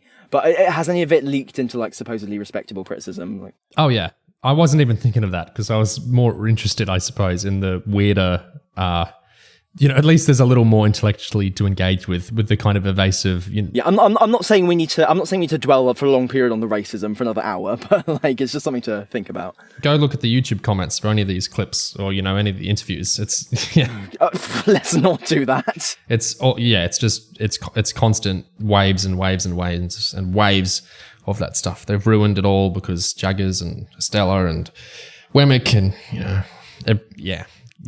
there's tidal waves of that. Of course there is. It's because this is a documentary, It's like this is the TARDIS. The BBC's taken us back in time and they've done that Doctor Who Series 12 Ireland thing. They've like put a filter over real history and they're trying to mislead kids and they're trying to... This is the one I really kind of raise my hackles at, especially when it's a certain type of person making it, where it's the argument is they're kind of cloaking the complaint, the woke complaint or whatever. They're trying to cloak it in the language, the wolf in sheep's clothing kind of thing of, well, actually, this does a real disservice because it's teaching kids that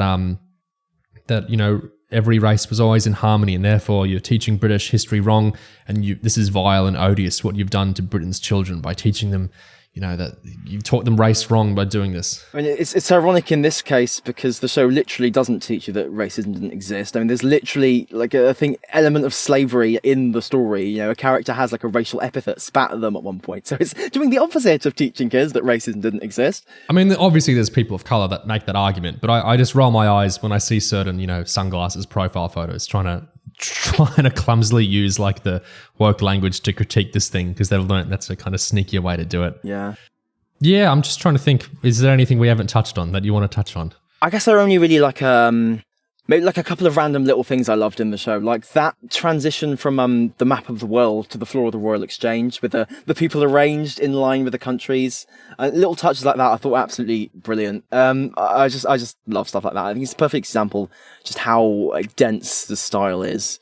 Really lovely. I loved, there was a really funny exchange when Havisham is trying to, kind of push Herbert as the second choice to make a point and get Estella back to Drummle where Estella says something like, stop making fun of Herbert, stop, pitting him this way, this is awful. And Herbert goes, well, I'm fine with it.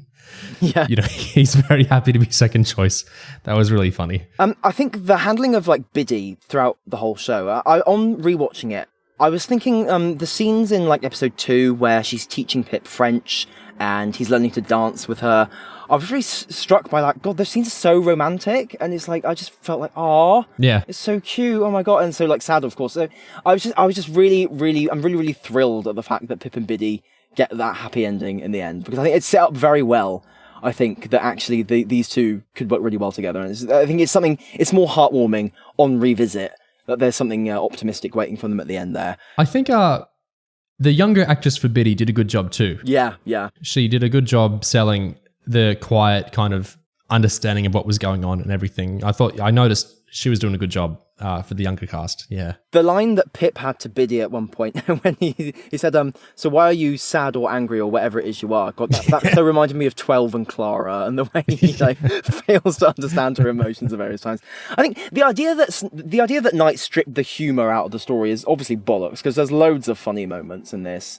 It's often very, very entertaining. It's just with Biddy alone, like, yeah. It's full of irreverence and yeah, exactly. The way the show did Drummle was really interesting. He's in the book and a lot of adaptations, he's like a kind of Chad. Like the idea is he's super macho, an awful example of that type of masculinity. He's just strong and he's kind of more suave and he's kind of the sexier version in some ways. That's kind of, he's like dangerous and awful, but that's kind of the idea of him, is that, Estella's gone for the awful Chad guy instead of the little, Pip boy. I was totally reinvented version of Drummle. Like, he's still an awful man, and he's very toxic, and obviously he's going to be terrible to Estella were they to marry.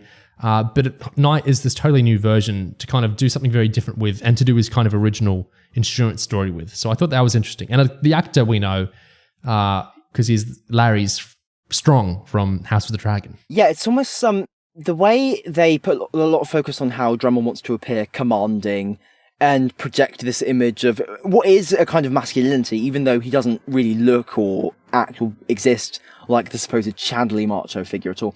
I guess that's Knight wanting to undercut that whole idea of what was actually considered a masculine man, like in that period. It's not necessarily what we might consider it today. I think they comment that Drummle looks very, very much like a prime minister, even with this just absolutely fucked up hair that he has, and just looking so pompous. That I think it's the way in which the concept of masculinity was a cover for a lot of really quite ridiculous behaviours and appearances and people. Really, it's ridiculous people, incredibly ridiculous beliefs and ideas.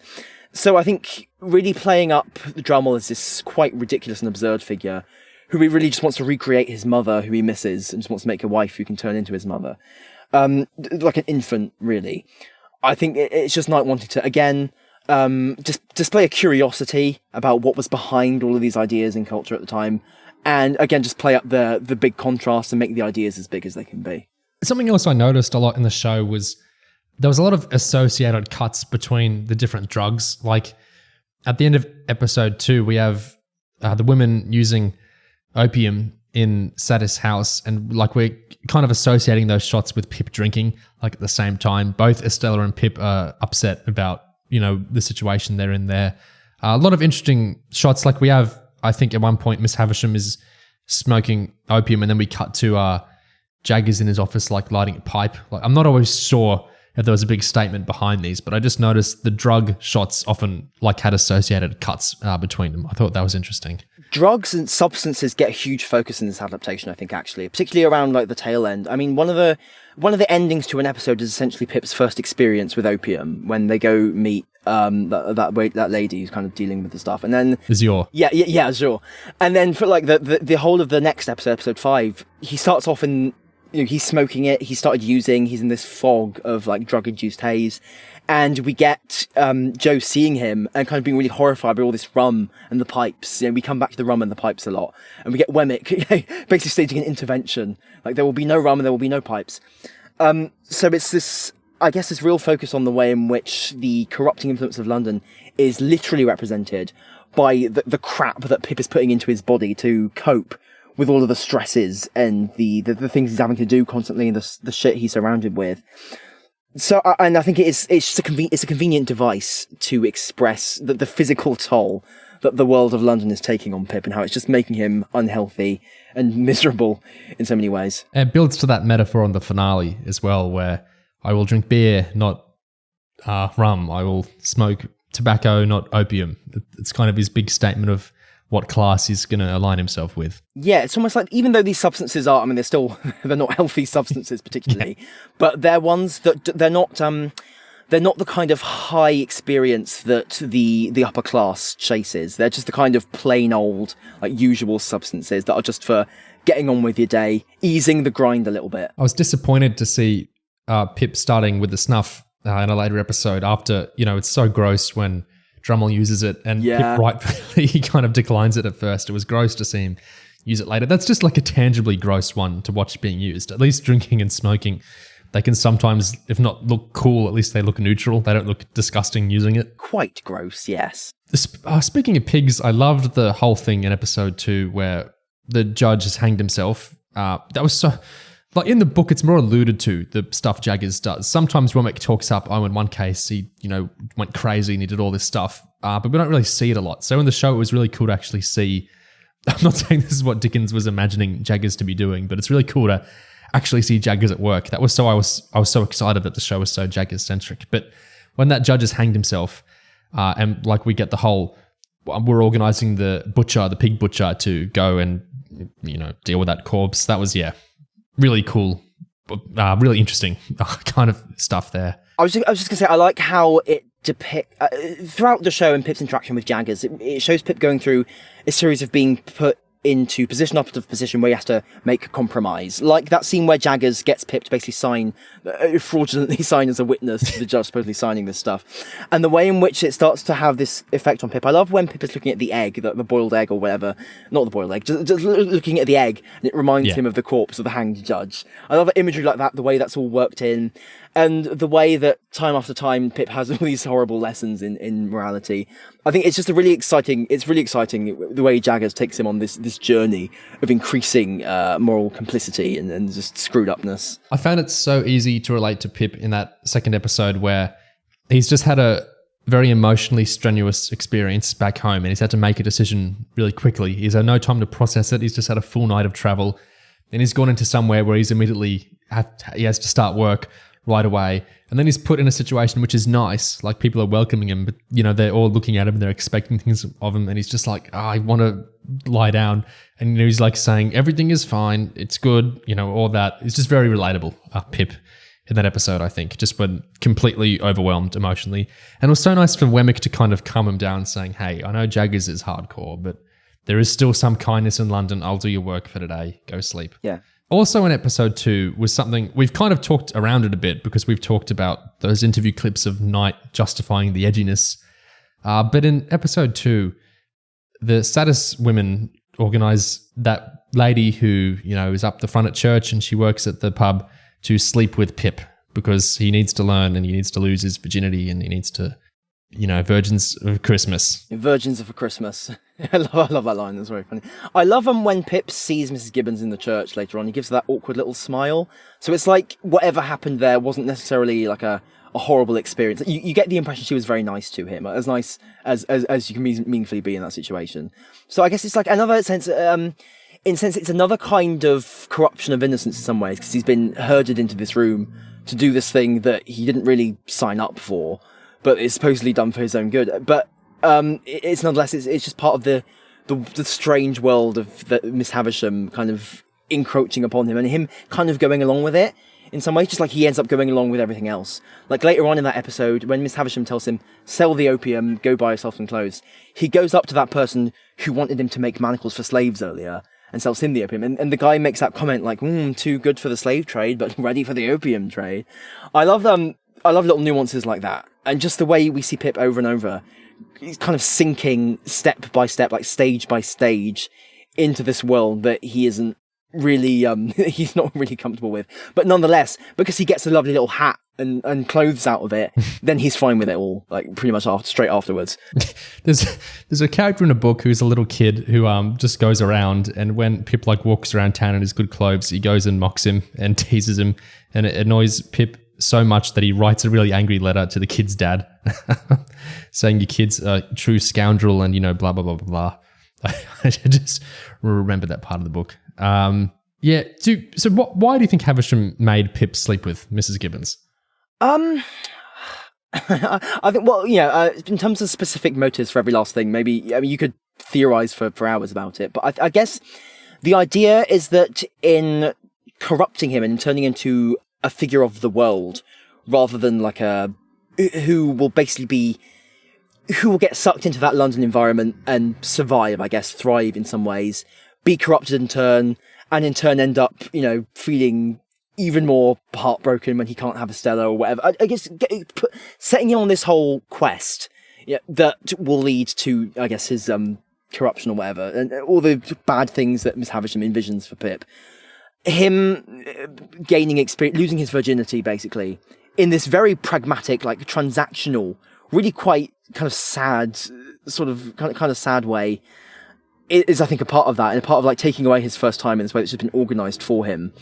I think it's part of her whole concept of what it is to mould Pip into this gentleman in a way which involves taking away like the innocent parts of him. Yeah, she doesn't want Pip a virgin, virginal. She wants him corrupted. She dislikes men in general.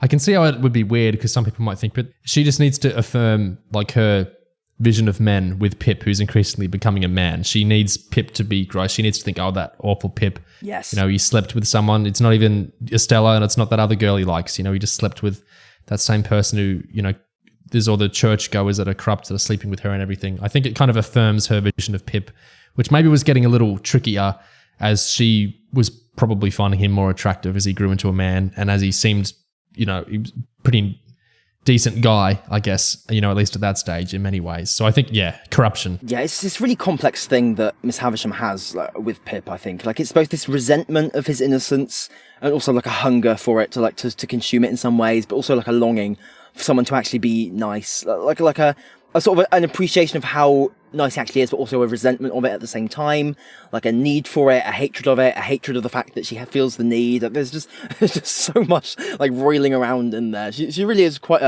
she's a hell of a character. In the book, like towards the ending, soon before the whole fire thing, there's a scene with her and Pip where it's like she sees Estella reject Pip, and she sees all that happen to him. And like on Pip's face, she sees what she's been feeling like for the last decades, and suddenly she regrets everything because it's like she hasn't just been taking revenge against men. She realizes she's just made someone else feel the way she felt. She's just, hurt someone the exact same way she felt hurt, in that total and utter rejection of when you love someone and they don't love you back. Because in the book, most adaptations do this too. In the book, it doesn't feel like Estella likes Pip, the way, at least not as much as she seems to in the show anyway. So yeah, it's interesting to play with their connection. And the ending of episode 1 is kind of horrifying as she says play to the two children as Estella and Pip are at that time. And Olivia Colman, she perfectly plays. The book describes this kind of hunger on her face, this weird kind of smile as she like cajoles them into playing together. And most adaptations haven't really done that with Miss Havisham that I've seen. They've done her weirdness in different ways. They've pitied her in different ways. They've done the arrested development of her in different ways. But I think the hunger and the kind of sick nature of what she's trying to do to children there, Olivia Colman's the only one I've really seen do that and do that well. Yeah, that scene at the end of episode 1 when she talks about like her sick fantasies about what she wants, and just the look on her face when she says "I want to watch you play," and the way the soundtrack starts to swell, this awesome horror like throbbing that starts to kick in. It is really just I shuddered. It is genuinely like it's bone chillingly creepy. It's like, my God, like fucking hell. Yeah, excellent stuff. Yeah. So I guess in terms of Miss Havisham and where she arrives at the end, I like, because I mean she gets that little quip when she shoots Compass and she's like, I guess I think your education is complete now, Pip.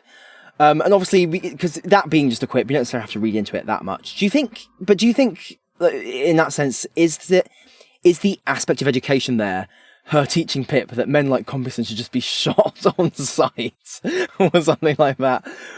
Do you think that what Miss Havisham, well, you described in the book there, Miss Havisham kind of having this arc where she realizes like how, through empathy with Pip, she realizes like how much of a mistake she's made.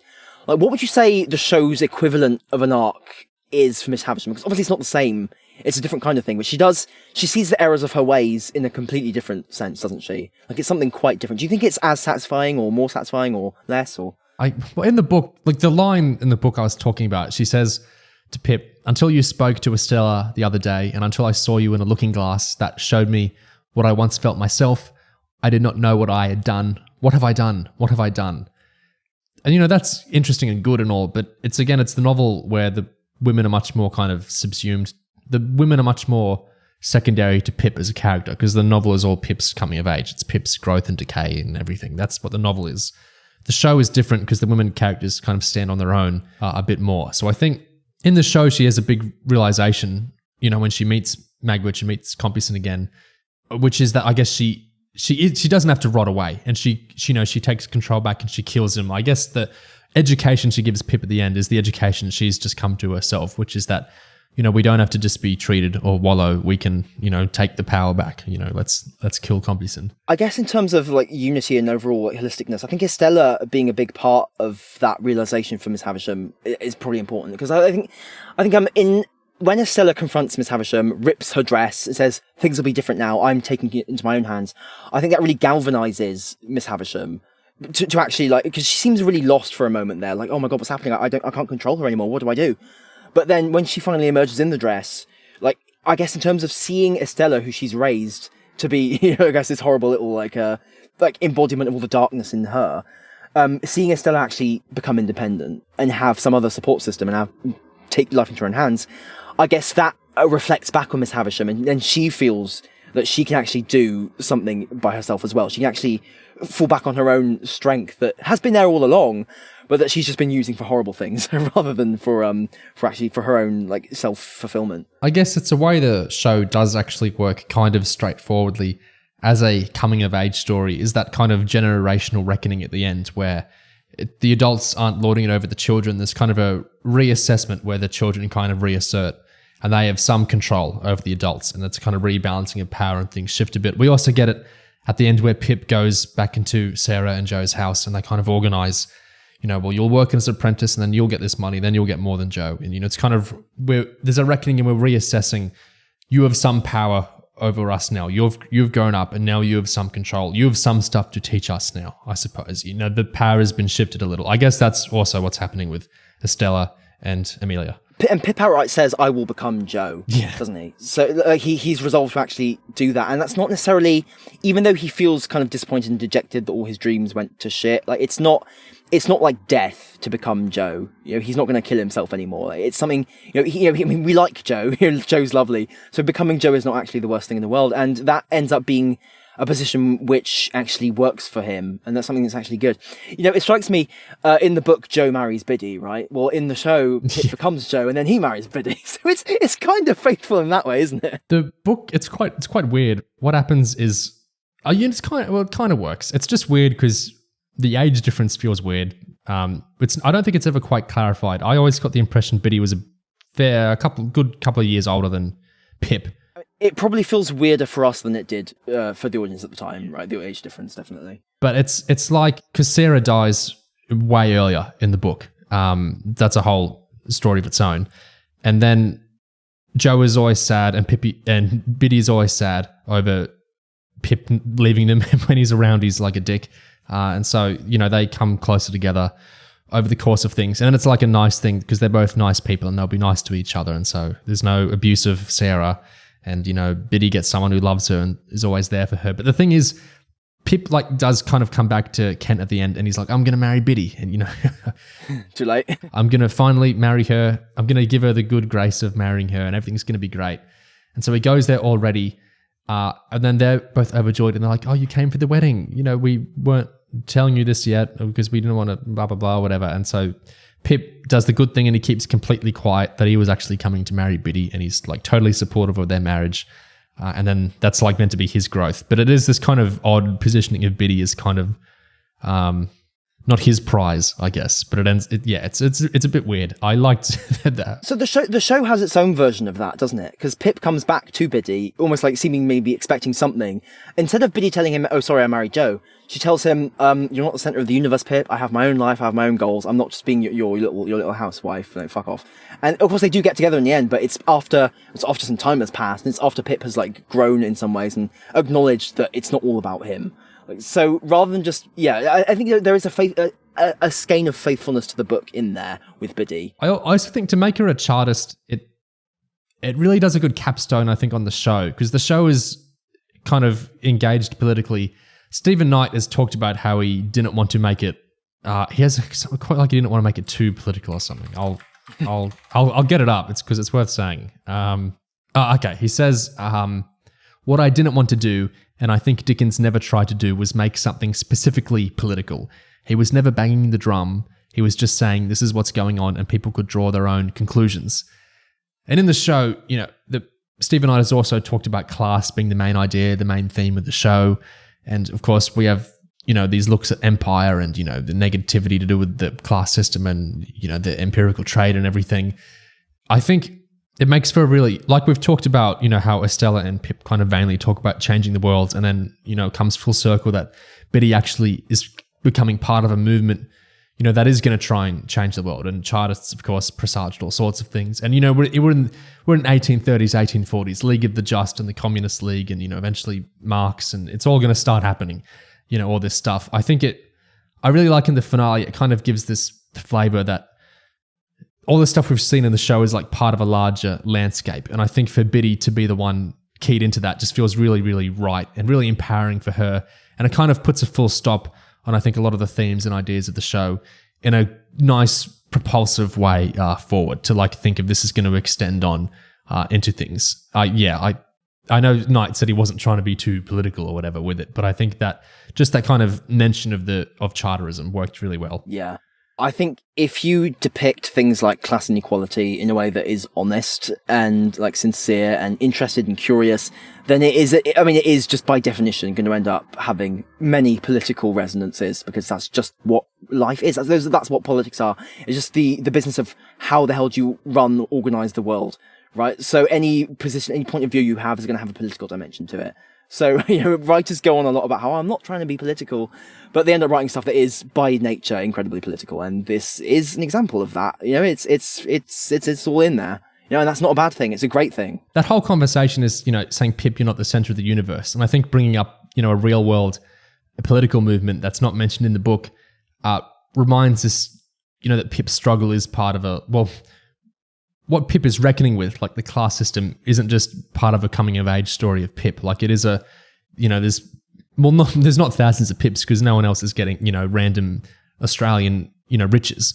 But it reminds you that what he's been reckoning with and struggling with, is something affecting the whole of society, and that people do care about and people are going to come together, and whatever happens, it's not something specific just to his interior view of the world, that this is unfair and that I wish I was there instead of here and I wish things were done differently. Like this is all actually going to be reckoned with in certain ways. So yeah, I thought it was a very Stephen Knight thing to do as well. That's very his style. Yes, it reminds me of the bits I loved in Christmas Carol where we'd see not only things like the horrible mine accidents in the mines that Scrooge owns and stuff, but also stuff like some kid pissing on Scrooge's grave, and just like Marley's grave, and particularly in both of those scenes actually, and just the way in which broadening the perspective to there being a wider world and a wider way in which all of these dynamics play out and all of these systems of oppression kind of play out.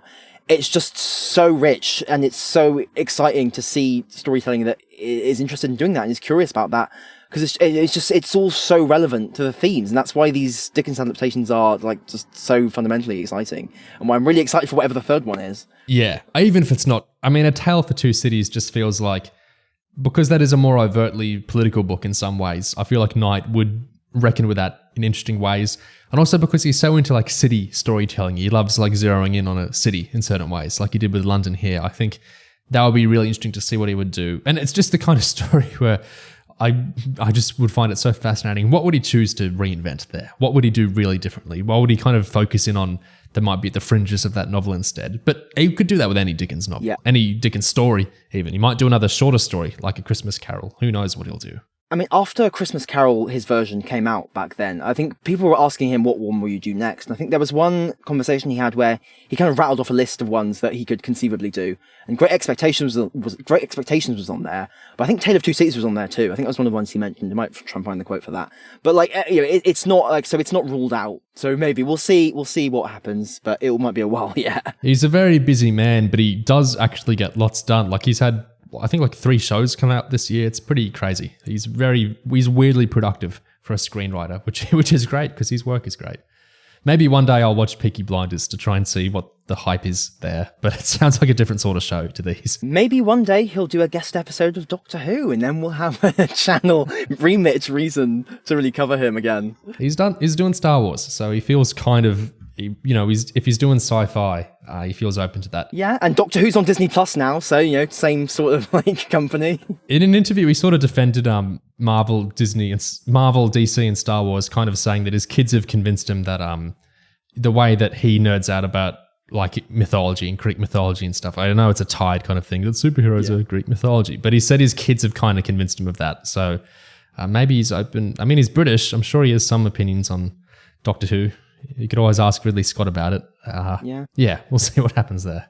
Well, it's just such an interesting show, Yeah, and that wraps up our discussion of Stephen Knight's 2023 adaptation of Charles Dickens' Great Expectations. Let us know what you thought of the show, what you think of the novel, what you think of any other adaptations you've seen, what you think of all this, what you think of any of the stuff we've said in our discussion or the interview clips and excerpts we pulled out and talked about. We'd love to know all your thoughts on this stuff too. Really interesting show, really interesting novel, of course, all interesting stuff to talk about. So share your thoughts with us too if you'd like. And as always, thank you loads for listening. Cheers.